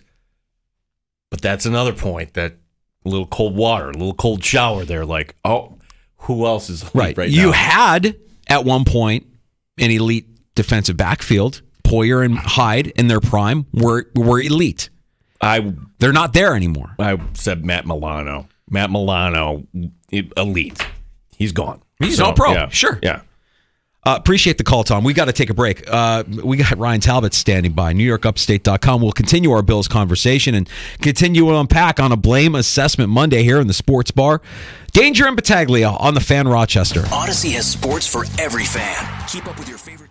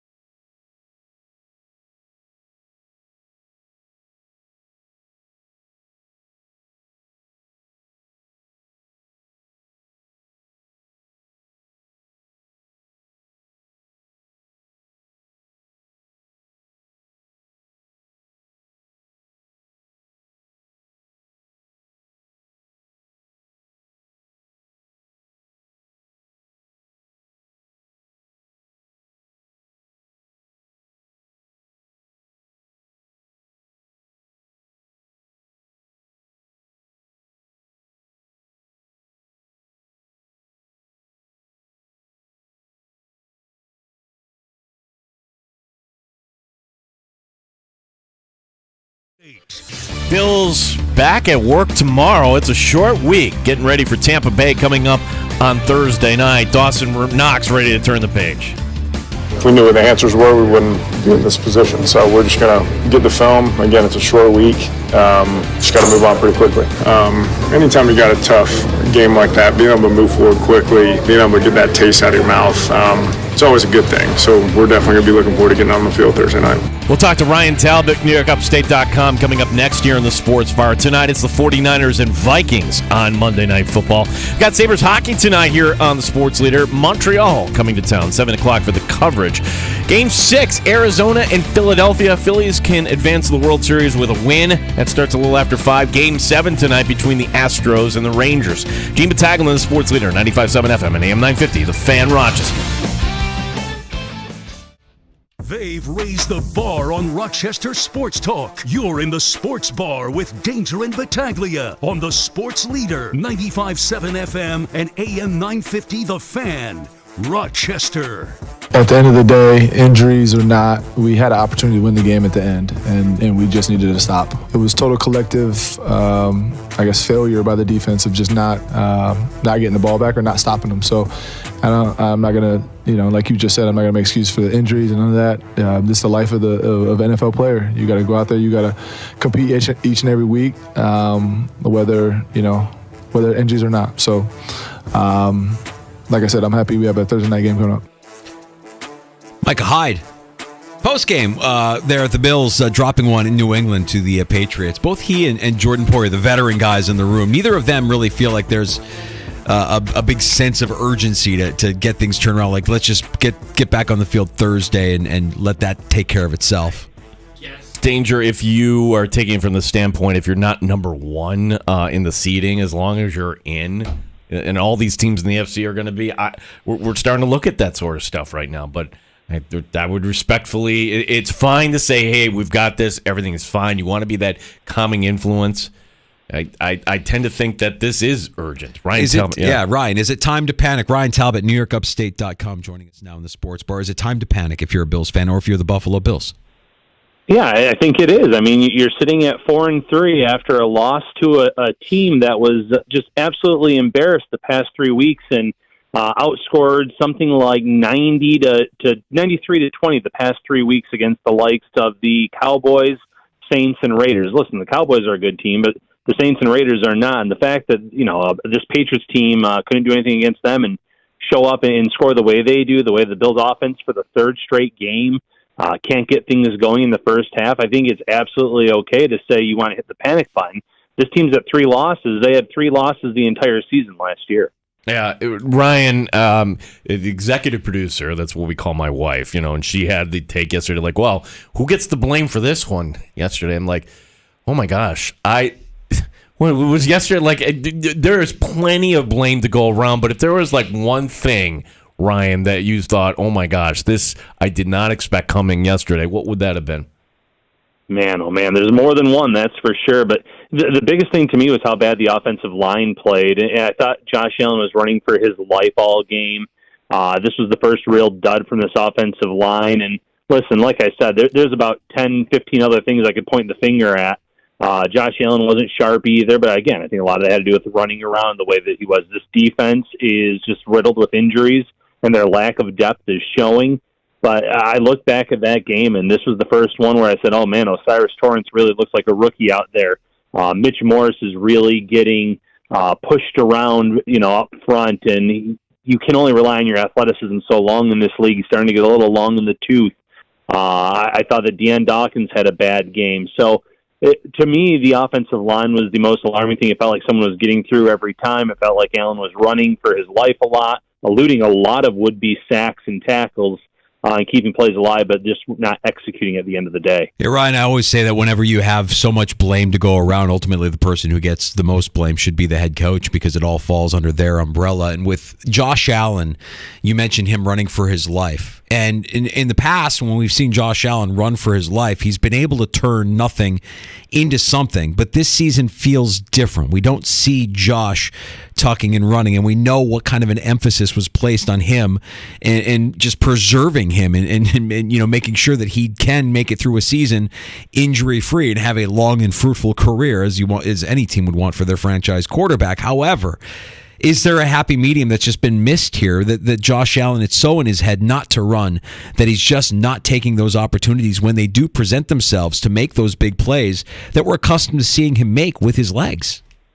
Yeah, absolutely. Listen, the Bills have a Ferrari at quarterback, and they're driving him like he's a Prius. This is someone that needs to be utilized in the run game. Defenses are not fearing Josh Allen as a rusher right now.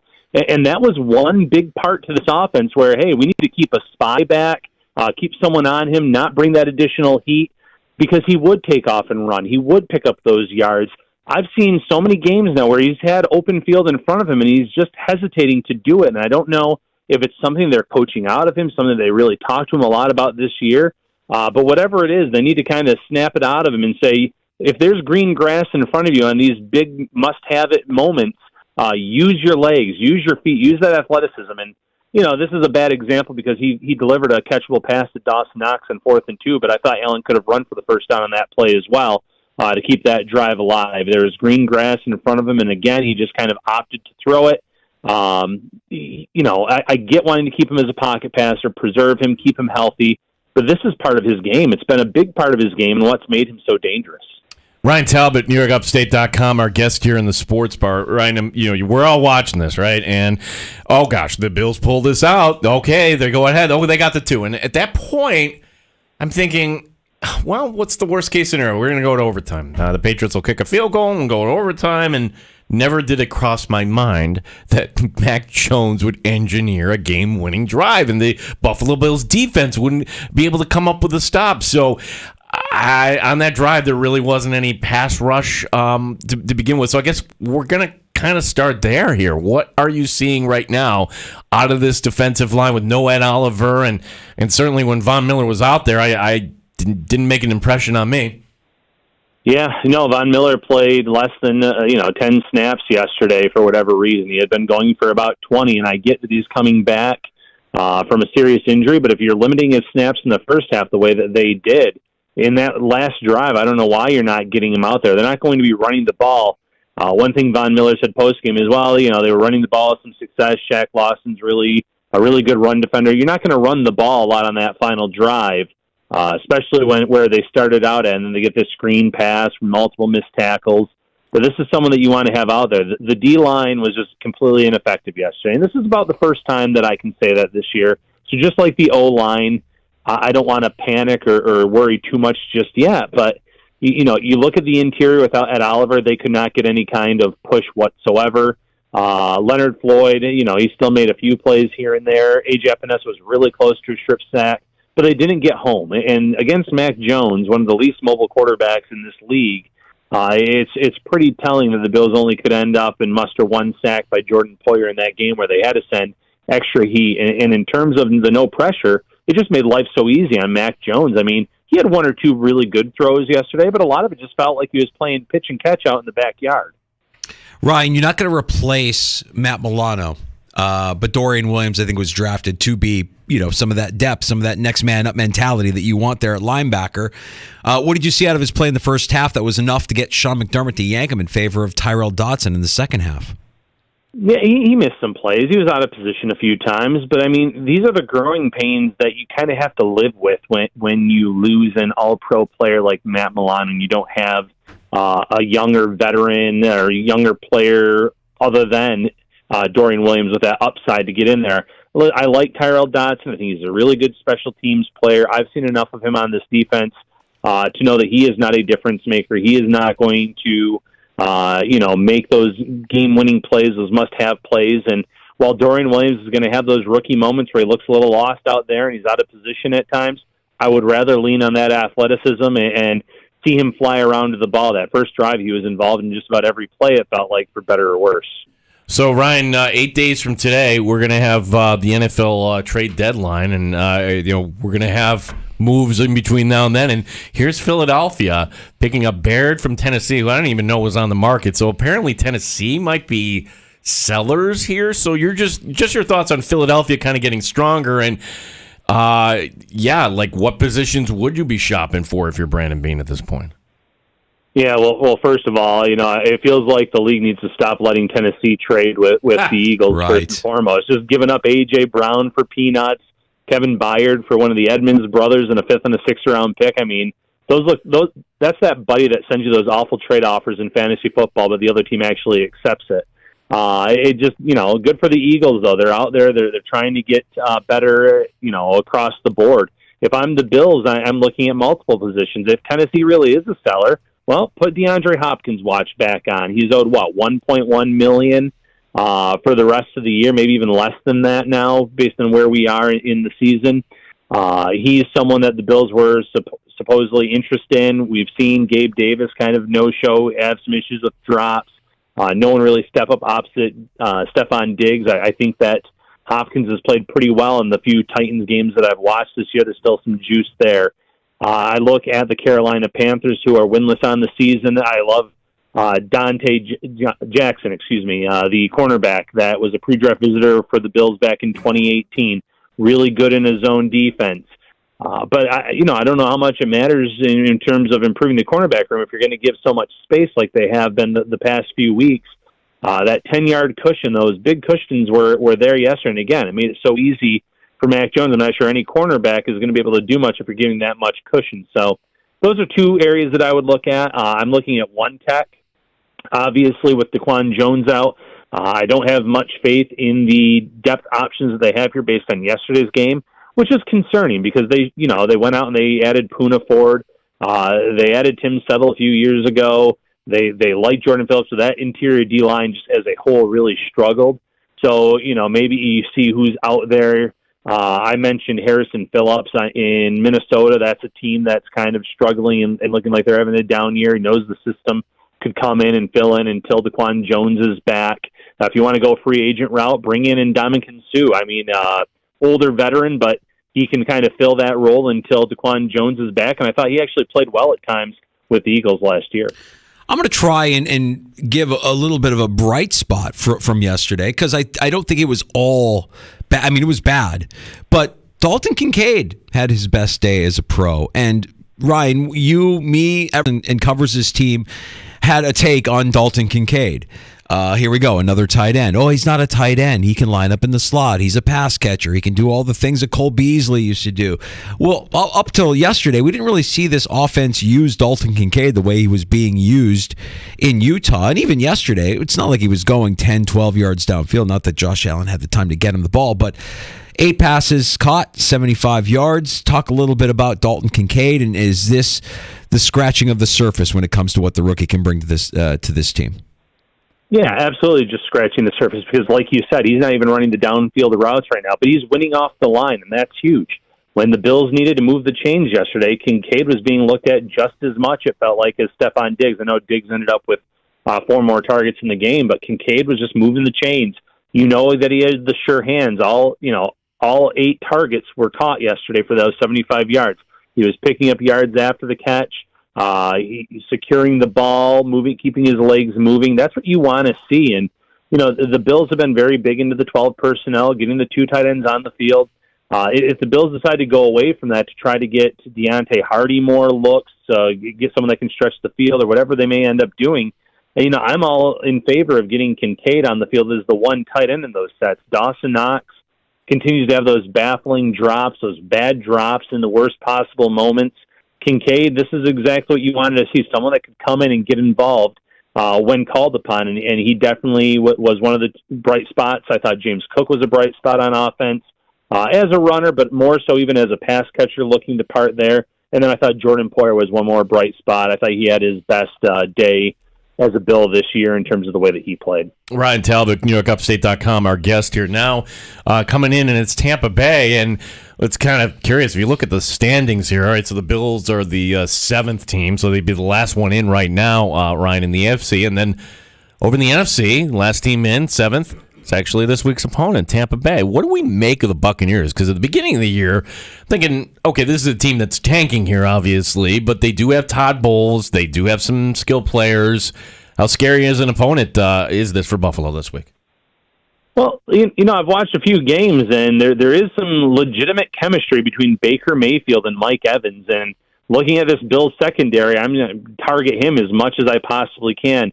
Chris Godwin's a good player. They have talent. They've been very up and down. There's no denying that this year, and Baker Mayfield certainly has his limitations, but this was a matchup that I thought would be more difficult than New England and the Giants, and we've seen those struggles over the past 2 weeks, so you definitely can't overlook this team. I mean, this is pretty much as close as you get to a must-win game this early in the season. Yeah, I mean, just looking ahead at the schedule here, what do you have on the other side of Tampa Bay after you have that little bit of a longer week? Oh, no big deal. You're just going down to Cincinnati. I don't know that there'll be any emotional baggage being brought into Cincinnati when they have to take on the Bengals. Yeah, and listen, the Bengals are, suddenly starting to play a little bit better. Joe Burrow's calf injury looks like it's kind of healing itself. Over time, he really struggled early on. That's an emotional game for all the reasons you mentioned, everything with DeMar Hamlin, obviously. But again, this was supposed to be a soft part of their schedule. Then you get the Bengals. Then you get the Broncos. That was supposed to be a winnable game. The Jets looks like a tough one because of the way they played in that first matchup. The way the Jets defense just in general has really stymied this Bills offense the past few years. And then, by the way, you have the Eagles, you have the Chiefs still, Cowboys. It doesn't get any easier as this season goes on. So it feels like the Bills have wasted a few opportunities already. So, Ryan, next Shout podcast, when does that drop? Everything kind of short week here. It has to get condensed. Yeah, haven't officially put it in the books yet with Matt, but I'm assuming our preview show will be tomorrow night instead of Wednesday. Give it some more shelf life out there. But we'll have at least one. We'll probably combine it because we usually get a few shows in before a game. So probably one long episode this week before this Thursday night matchup. Keep up the fantastic work, Ryan. Really appreciate you making some time for us here in the Sports Bar. Hey, thanks, guys. Ryan Talbot, NewYorkUpstate.com, joining us with his thoughts from the Bills' loss yesterday in Foxborough to the Patriots. Yeah, the schedule doesn't get any easier when you get past Tampa here on Thursday. It's a Sunday night game in Cincinnati. You still have the Eagles. You still have the Chiefs. You still have the Cowboys. I mean, this could be a 10-win team. I think the question is, would you sign up for that? Would you sign up for the Bills being I think I've always believed that's what they were going to be, and I think that's what they will be. I think it will come down to that Week 18 matchup against Miami. Well, if anything, like when you put Miami against a quality opponent, they can roll the bad teams. Last night, they weren't ready for that. No. So this division's still very much in play. I love how you're getting feedback on the Aaron Rodgers take, too. Like, he's going to show up because the Achilles really wasn't torn. Yeah, I know. It was, it's Nicky Signs. One of the guys in my neighborhood who's, he knows a little bit about physical therapy and rehab. And, the Achilles surgeon that did the Rodgers surgery is the greatest Achilles surgeon in America. He worked on Cam Akers' Achilles. He worked on Kobe, rest in peace. This assistant device accelerates the healing process. This according to, one of my neighborhood Goombas. Okay, but that's out of the NFL. We just read that on the air. Like the point is that this is Dr. Aaron Rodgers telling you what happened. Yeah. Have the other doctor. Give me another source on this, please. Yeah. I just think it's crazy. If he does come back before the end of the season, all I could think to myself is, he didn't really tear his Achilles. You should welcome that. Mm-hmm. You should welcome that because you'd be reinventing science if he came back this year. Yes. What a treat he has given us. Fame whore. We'll get to happy hour next in the Sports Bar. Yeah, we have lots of time for your calls here in happy hour. We're glad we're here for you. You want to point the finger at somebody. I'm kind of thinking, how do we figure out a way out here? Because you don't have time here to be messing around. You've got a team that is thinking playoffs themselves in Tampa Bay coming in Thursday night. Our phone number, 866-4FAN, 866-4326. Yes, it is a Blame Assessment Monday. You can join us on the Good Smoke Barbecue and Pub Wingman line. Gino gave the number 866-4FAN, award-winning barbecue. From Good Smoke Barbecue and Pub, the new location, 135 West Commercial Street in East Rochester, goodsmokebbq.com. Stand by for happy hour in the sports bar Danger and Battaglia on the Fan. Jump into the NBA action with FanDuel, America's #1 sportsbook. It is Mike Danger for FanDuel Sportsbook, the official partner of 95.7 The Fan. Right now, new customers can bet $5 and get $200 in bonus bets guaranteed. Plus, all customers get 3 months of NBA League Pass courtesy of FanDuel when they place a $5 bet on the NBA. That way you can watch all the action as you bet on everything from point spreads to player props. Best of all, you'll get paid your winnings instantly. So don't miss your chance to get $200 in bonus bets plus 3 months of NBA League Pass. Just visit FanDuel.com/Mike and tip off the NBA season right. FanDuel, official partner of the NBA. 21 plus and physically present in New York. New customer offer. First online real money wager only. Refund issued as non-withdrawable bonus bets that expire in 7 days. All customer offer. $5 NBA wager required. Limit 1 pass per customer across both offers. Restrictions apply. Void where prohibited. See full terms for both offers at FanDuel.com/sportsbook. For help with a gambling problem, call 1-877-8-HOPE-NY or text HOPE-NY 467-369. NBA League Pass. Local blackout restrictions apply. Odyssey has sports for every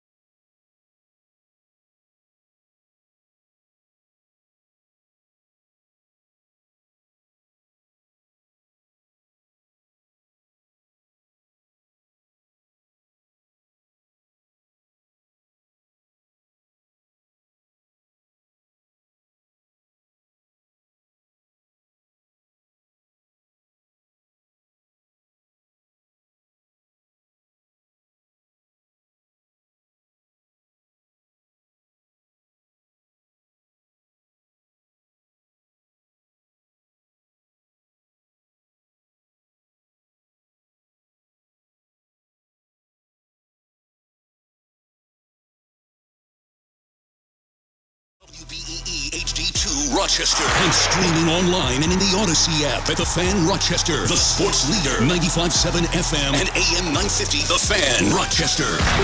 Always live on the free Odyssey app. The Fan Rochester Sports Update. It's a short week for the Buffalo Bills. No time to sit around and wallow. The Bills 7.5-point favorites against Tampa Bay coming up on Thursday night. As far as what happened yesterday, head coach Sean McDermott on that letdown. We didn't do enough. We didn't put them in position enough. I didn't put the defense in position enough, and then just overall didn't play complementary football. Red zone wise as well offensively, and we were shooting ourselves in the foot at times, and so and then just overall got to close the game out.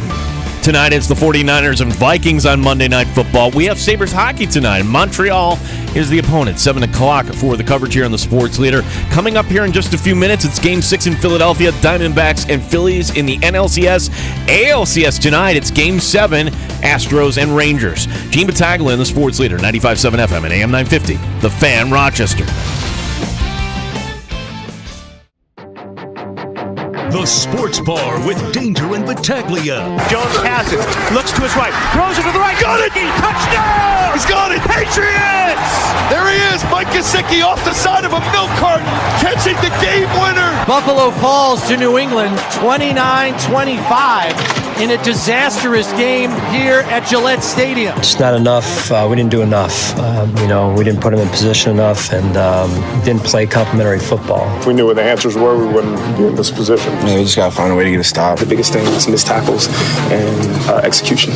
Vaughn took 6 snaps yesterday. I've been punched in the mouth before. Our season's not over. Long season. It feels pretty bleak right now, but we're going to figure it out. Mike Danger. Blame Assessment Monday. Gene Battaglia. Who do we blame? Do we blame Josh? Sean McDermott did not have his team ready to go. Good thing we have a Thursday night game coming up, short week. We're able to flush this, learn from it. Just got to move on pretty quickly. 95.7 FM and AM 950. The Fan Rochester. Sneaky good night for sports action, by the way. You got a lot going on. You've got a Game 7 coming up later in the ALCS. You've got what could be a potentially a series-clinching Game 6 in Philadelphia in the NLCS.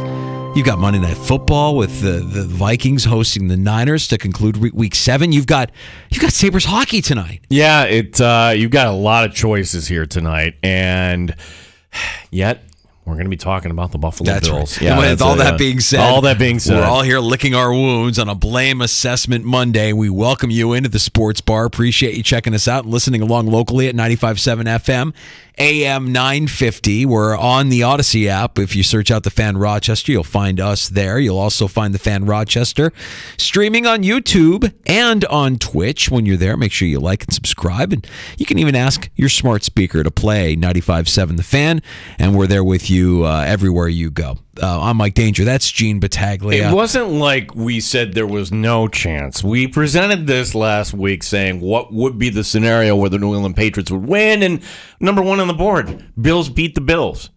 To me, that's what it felt like yesterday, Danger. The fact that you began this game and you're throwing an interception and you only have one offensive play. One! And you're already down 10-0 at that point.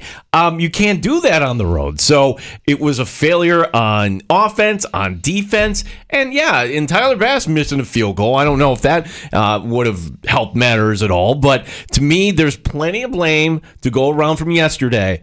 But when we were joined last hour by Ryan Talbot, there was one line that kind of stuck with me there. And ultimately, you could say it's the head coach, and I would listen to that, but yesterday was not a good day for Josh Allen. Josh Allen was just a little off. He was a little off here or there. He seems a little tentative. And you could say, too, it's the coaches and the way Dorsey is employing Josh Allen at this point. And Ryan Talbot's line, you cannot drive Josh Allen like a Prius. You don't. He's a Ferrari. Josh Allen's a Ferrari. He's a Ferrari, yeah. And the Bills want him to be a Prius. Yeah, that makes a lot of sense. And man, that's what it feels like has happened here offensively. That defenses used to have to be on their heels against Josh Allen because he's such a dual threat. He could run. He could tuck it and run and surprise you with a big play. Now, well, it's pretty widely known around the NFL, he's not going to do it. You don't see him do it. You don't need a spy. You don't need a spy anymore against Josh Allen. And because of all of that, his head's a mess. His brain is scrambled. And he's always looking for that impossible throw downfield. And maybe, just maybe, he'll hit it. I mean, some of the deep shots, man, if you connect on that pass to Diggs early, where he's got a couple of steps behind the secondary, magnificent. That's the play we're talking was about. Just a little off. Yeah. Watch the fourth down play. Now, Knox has to come up with that. We can all agree, right? But you know what would help if you actually deliver the ball on time? Like that was there, and it's a half second late. And others have pointed out, why not just run? It's there. Get around the corner. That's an easy first down on 4th and 2. So you heard the soundbite there in the open, and you also heard in the sports update Sean McDermott talking about playing complementary football. Teams with good offenses, like the Chiefs and the Dolphins, do they ever talk about complementary football, or they just kind of go out there and do their thing? I was kind of thinking to myself, I wonder how we as a fan base would take hearing from the head coach just once a line that he used to hear every week when he was an assistant in Philadelphia. It starts with me. Ownership and accountability. It starts with me. Yes, we have to do better. We need to execute. We need to get, he's saying all the things that you expect him to say in a press conference afterwards, but I don't hear it starts with me. We didn't hear it after the worst loss that we can remember in recent memory, right? After 13 seconds, there was no, it's on me, guys. That one's up. Is that a fear of losing the job? Is it too transparent to say, hey, I'm the head coach, everything runs through me? Or it's just such a complicated relationship he has with Andy Reid. Sean McDermott is not in this league if it's not for Andy Reid. Andy Reid fired Sean McDermott. Sean McDermott doesn't want to turn into Andy Reid. I think he's he already is. He is Andy. He's early Andy Reid. Now he's Andy Reid without the success. He doesn't have the championship games, right? Yeah, the Super Bowl run. Right, we have one. Yeah. Andy is an Eagles coach. Also, the hallmark of the Andy Reid Eagles when McDermott was there. And if you believe that you're a product of your environment, a lot of things fell through the cracks. It were details. It was the details that really always kind of hurt those Eagles. And the details, once again, hurting this Bills team yesterday as they attempt to get the win and fall just short. We have breaking news. Do we? It's just keep on coming. Ow. It really hit me. I didn't know it was coming back that far. Dawson Knox has a broken wrist. He's undergoing surgery. It's according to head coach Sean McDermott, who just spoke. Okay. I was waiting for I saw that cross my feed. Yeah. I wanted to make sure we had a proper source. Who's first on that? Is that Perino? No, Sean McDermott. Sean McDermott just spoke to reporters, so that's officially on the record there. Okay. Well, we saw him, braced up after the was it the Dolphins game that he hurt himself? Yeah, so like McDermott goes on Giants here. game. Yep. Dawson Knox having wrist surgery. It's a nagging injury he's been dealing with. So no time, according to Chris Brown, no known timetable. So Dawson Knox out indefinitely. And probably somebody who shouldn't have been out there the last 2 games if he's playing with a wrist that now requires surgery. Whew. Yeah, you're right. The hits just keep on coming for the Buffalo Bills. Well, if there's a bright side there,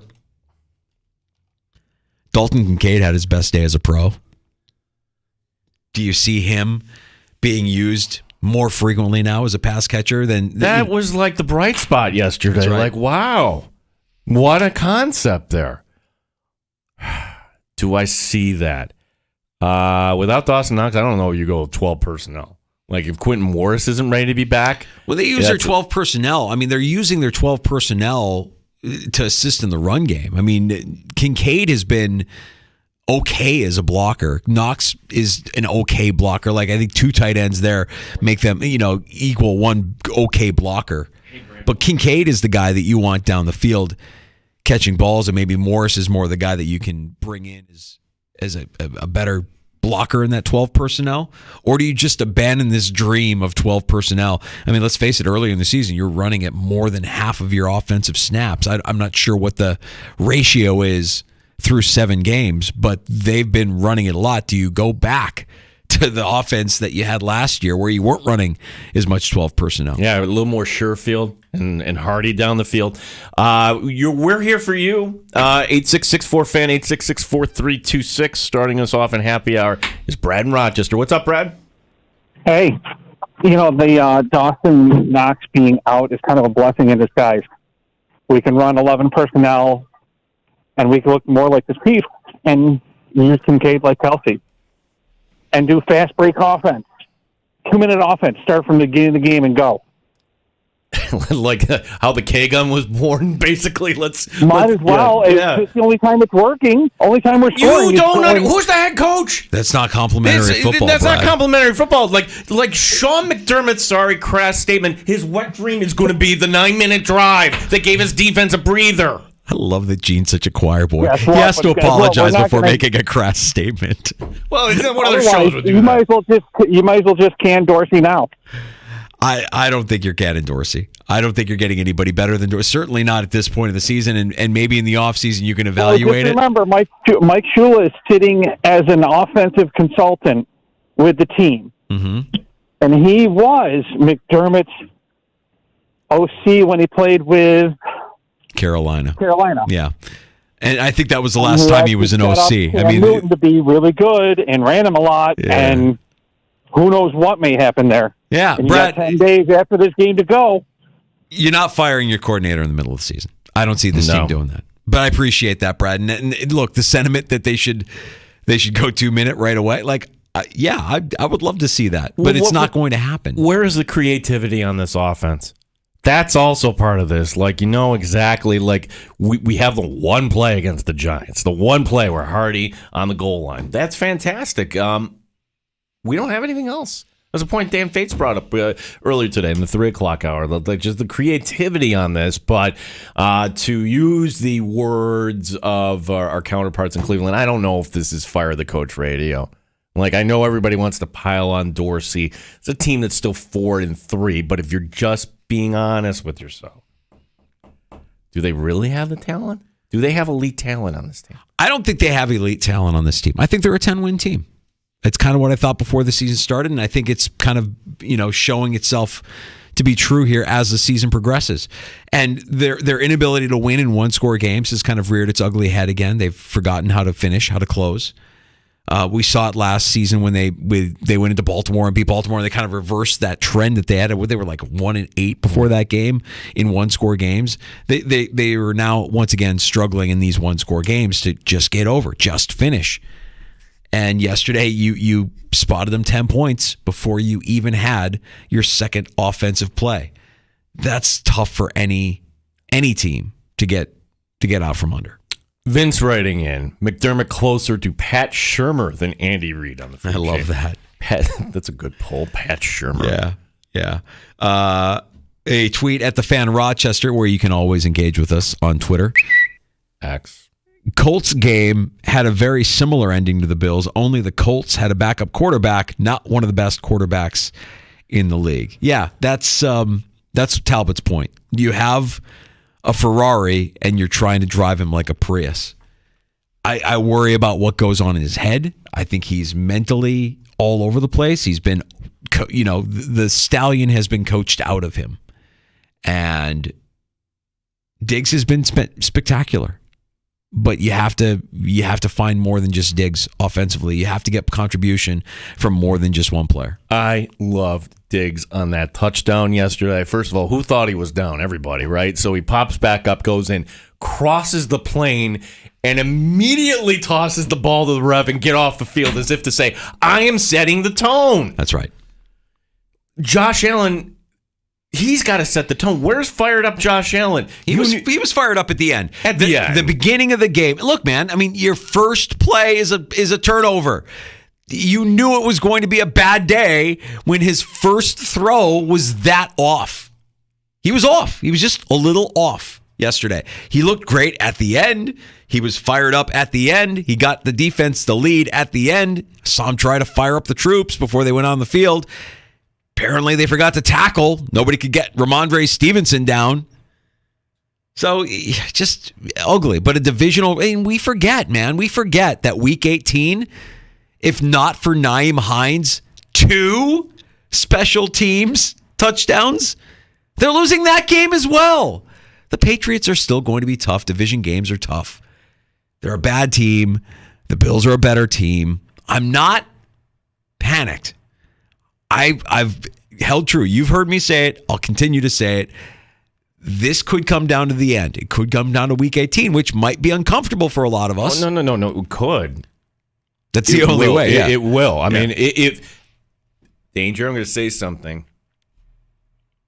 There are losses everywhere. I don't know if we get to Week 18.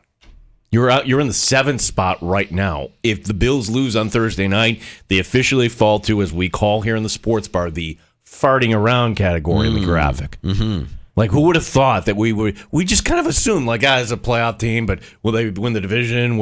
How will the seedings go this year? No. Mm-hmm. No. All these games coming up. Cincinnati, I don't see them winning that game. Philadelphia, definitely not. Dallas, that's up in the air. Kansas City, no. Even the Chargers. The crummy old Chargers got to go across they might be a 10-win team. They also might be an 8 or 9-win team. Yeah, I'm still of the belief that they have enough talent to be a 10-win team. They don't have the elite talent that I think we were sold. Von Miller, not elite. Von Miller is still hurt. I think we can kind of agree on that. Wasn't anywhere on that last drive yesterday. So I would just ask the question, did you jump the gun on that? Did you just take Von at his word? Because that's not Von Miller out there. I mean, that's not to his standards.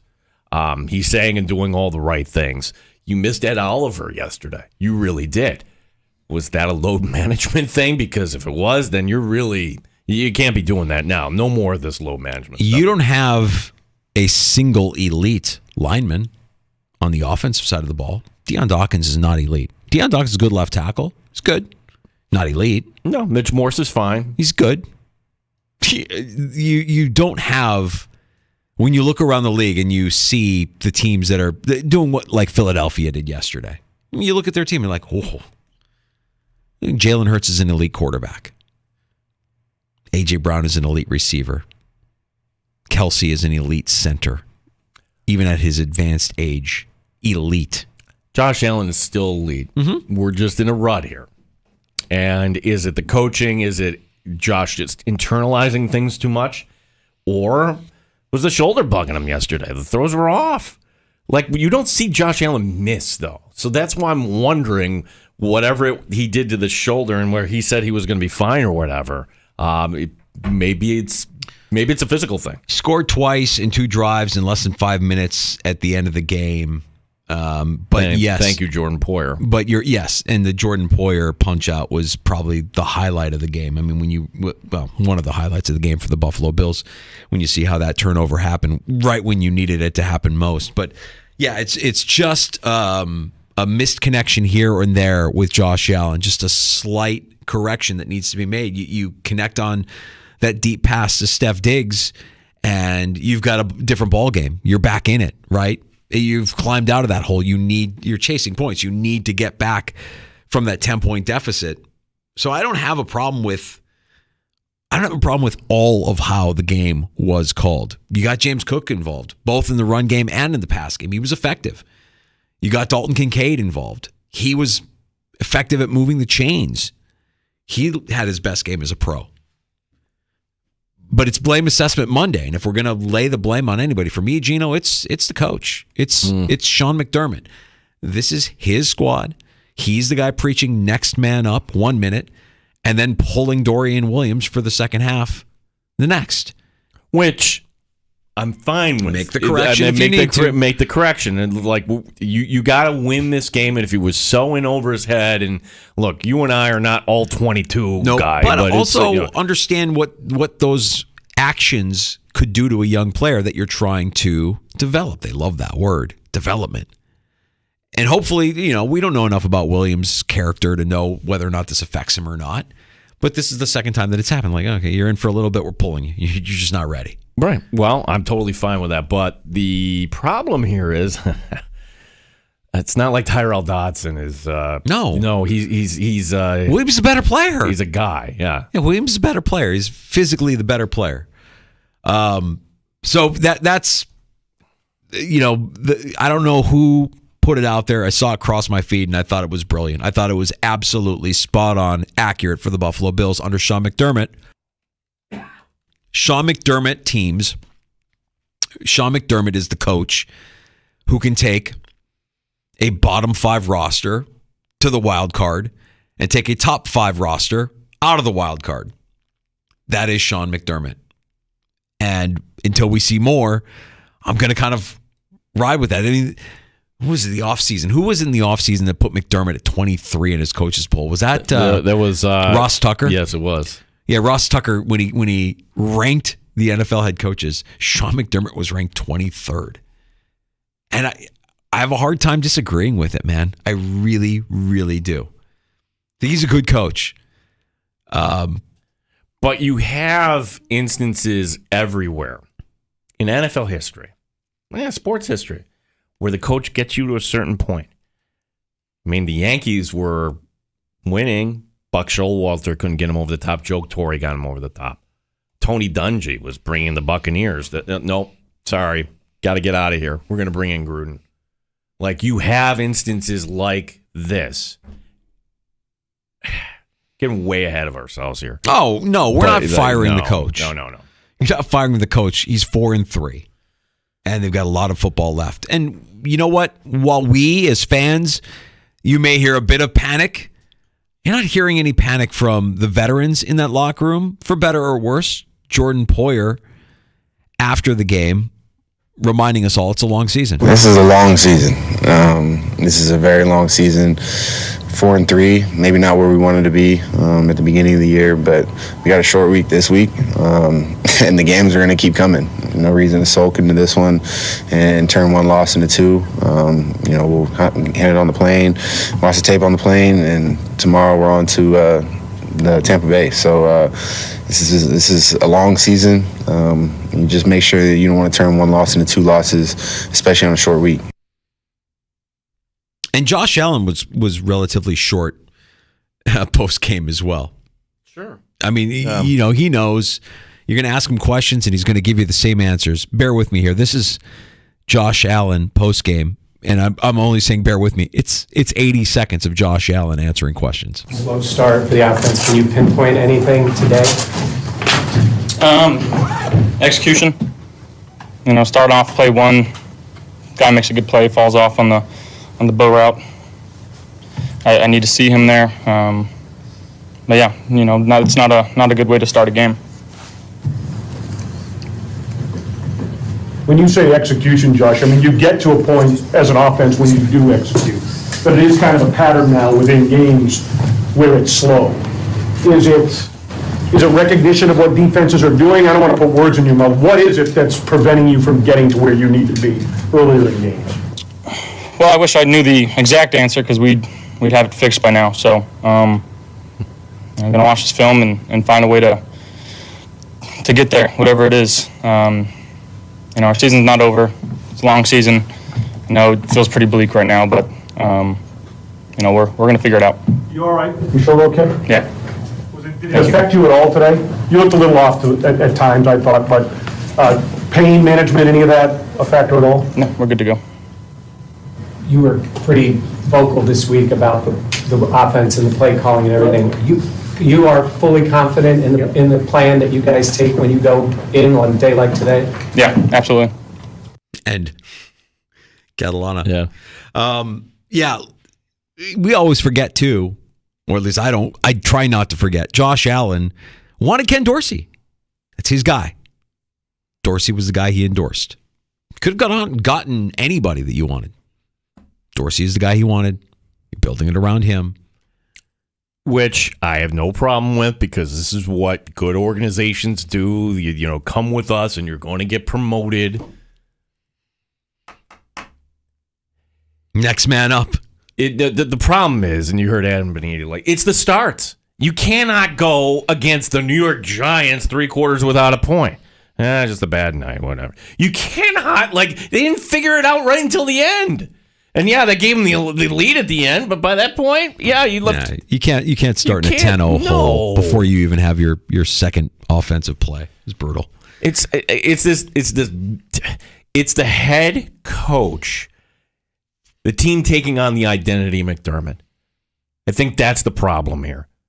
Is that Sean McDermott would love to win 20 to 17 games if he could. When in reality, you do have an elite quarterback, an elite wide receiver, and an offense that should be moving, except the way the thing is called there, Danger, it's almost like they're the ones that are trying to take the possessions out of the game. And having a 9.5 minute drive, great. Every once in a while. I kind of like the 3 plays, 80 yards. Boom, boom, boom. And then, when you're playing an inferior team, the New England Patriots, Mac Jones yesterday. Stop with that. Tomorrow, we'll be joined, as we are every Tuesday, from Matt Perino of the Syracuse Post-Standard. We'll learn a little bit more about what Coach McDermott said today, specifically on the status of Dawson Knox. Tight end Dawson Knox is going to have wrist surgery. No timetable as of right now announced for his return. No, so something he's been dealing with, something he's been playing with, and yesterday it became apparent he wasn't holding on to the football. He had a costly drop against the Giants, a throw that Josh would probably like to have back, but it's been affecting him. You could tell, and now it'll require surgery, and we'll see if and when Dawson Knox returns to the lineup. So, insult to injury, you're down your star tight end. Perino joins us at 3:25 tomorrow.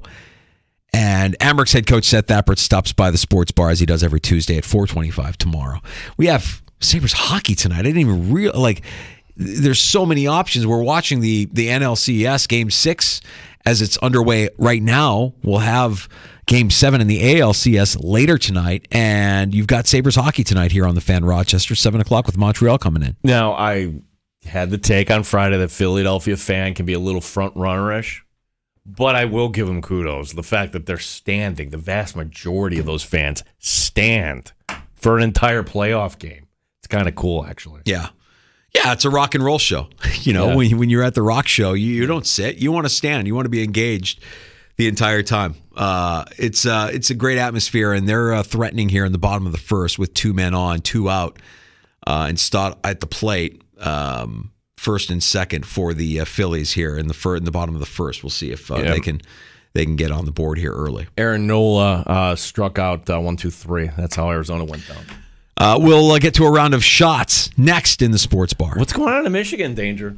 This is starting to blow up here. It's actually kind of sounding like the Patriots there, but will the NCAA really do anything? We will set you up for baseball tonight as interesting decision by the Texas Rangers, but really, do they have any other options here? We've got those stories and more coming up. Shots on the way here in the sports bar. Danger and Battaglia. More next. The Fan Rochester. Odyssey has sports for every fan.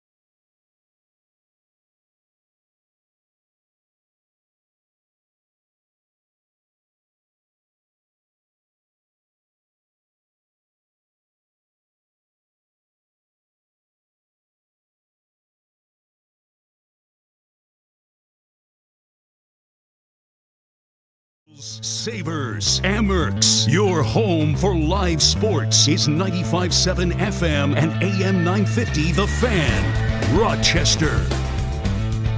For us to have a rivalry with Montreal and that hockey market, the excitement that would generate would be great for us. You know, there's some history too, and could think of no better rivalry than having that happen. And you're right, the age and these franchises going through what they've gone through the last couple of years to start, they're growing up at the same time.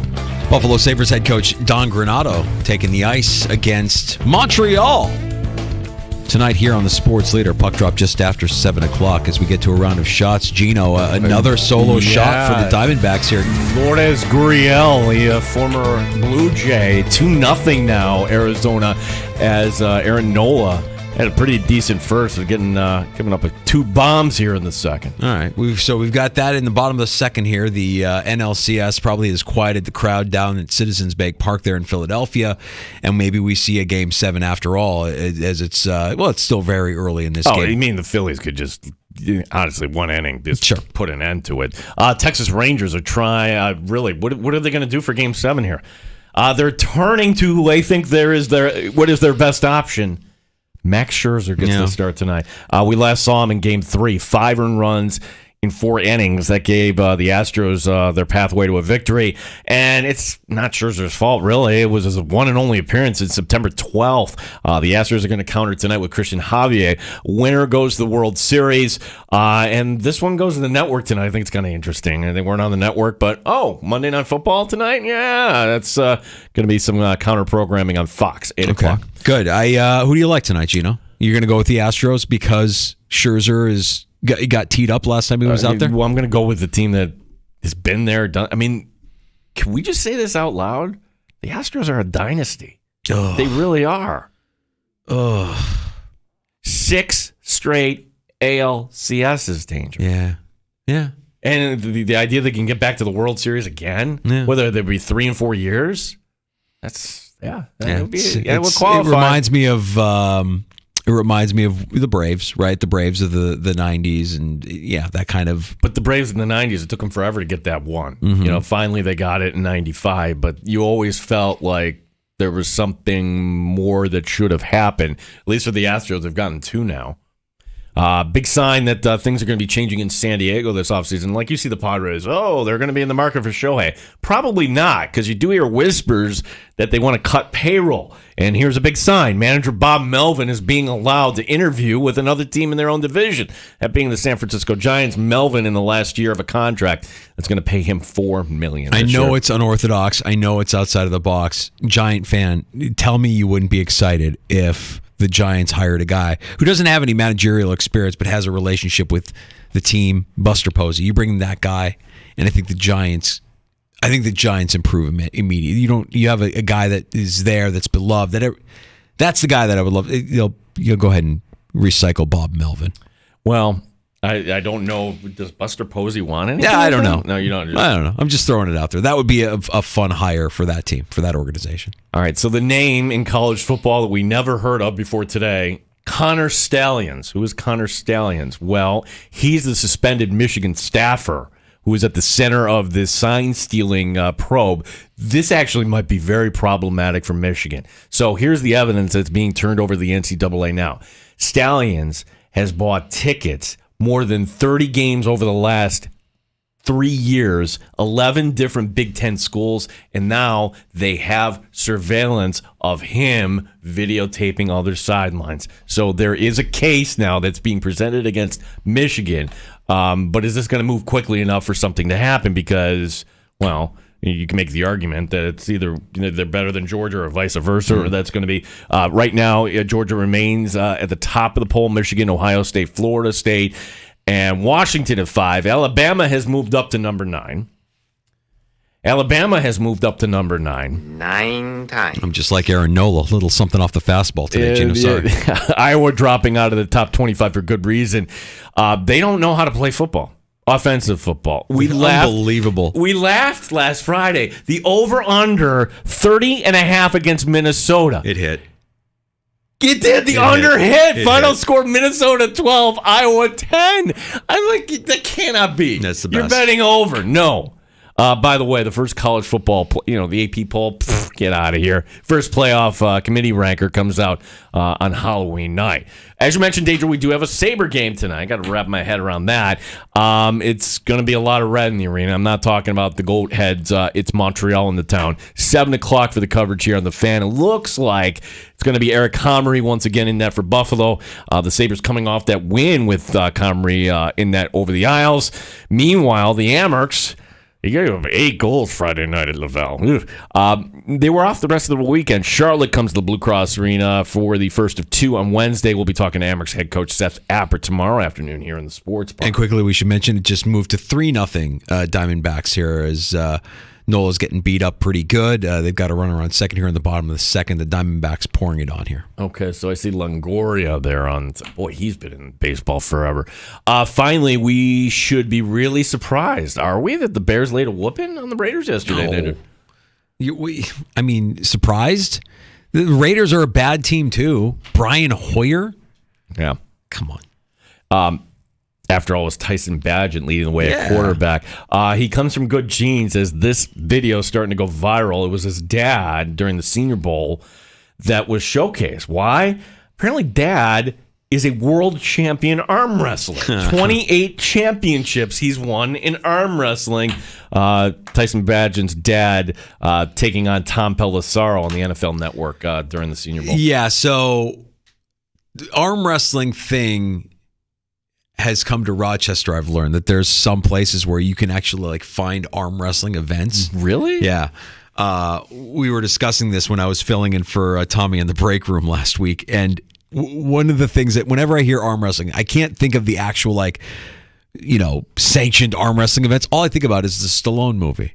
You remember Over the Top, right? Yeah. I mean, that's all I can think. I have this image in my head of Stallone driving his semi-truck, so committed to his craft that he's got a pulley system in his truck so he could work on his technique and strengthen his arm for his arm wrestling while he's driving cross-country in his semi-tractor trailer. He's got the pulley system. He's working on his technique and going over the top, and his son yelling, "Go over the top, Dad!" I mean, just like the cheesiest of all 80s movies. There was always a movie for something in the 80s. Arm wrestling making a comeback. That is fun. I thought the one that would take off the hand slap one.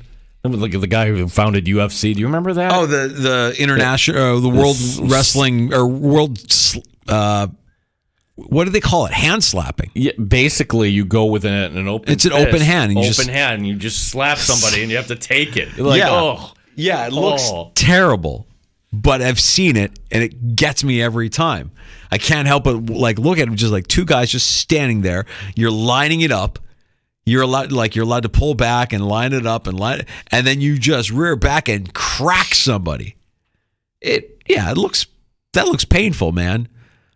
Arm wrestling. Tyson Bagent, boy, prime time. Tyson Bagent coming up here Sunday night. The whole country is going to get to see what the undrafted rookie quarterback from a Division II school looks like in the NFL. Well, that's going to be one of the decisions we'll make tomorrow. Is we the right pronoun? One of the decisions I will make. See, tomorrow. now you think you're holding a grudge against me. You want me to follow every pick. I just thought the Niners was a better pick. And you were a little bit nervous yesterday. But the Seahawks? Get out of here. It was not nervous. It was close. Not close. Divisional game. That was a one-score game. The majority of that game was a one-score game. What helped is after a bad Bills game, the executive producer and I got out the vino and the boxed wine. Everything was all good. Of course. On a Sunday. So tomorrow, 4:00, Gene gives his Week 8 Survive in Advance pick. And I may or may not be participating, depending on tonight's outcome. If the Vikings pull the upset tonight, I'm done. I'm out. Well, you have some good news, bad news for the Niners tonight. It looks like Christian McCaffrey is going to play. How much? He's got that oblique injury. But Deebo Samuel will be out, and left tackle Trent Williams is also doubtful with an ankle injury. So the Niners are not going to be at their full complement tonight, but it is... Sorry, Viking fans, you got to admit it is the Vikings. Yeah.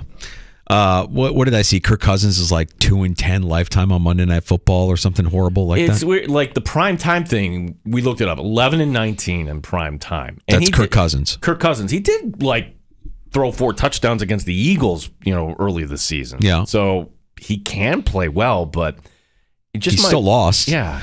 Just Kirk Cousins is one of those quarterbacks that every once in a while forgets how to play. Yeah. Well, without his best weapon, a little nervous about that one.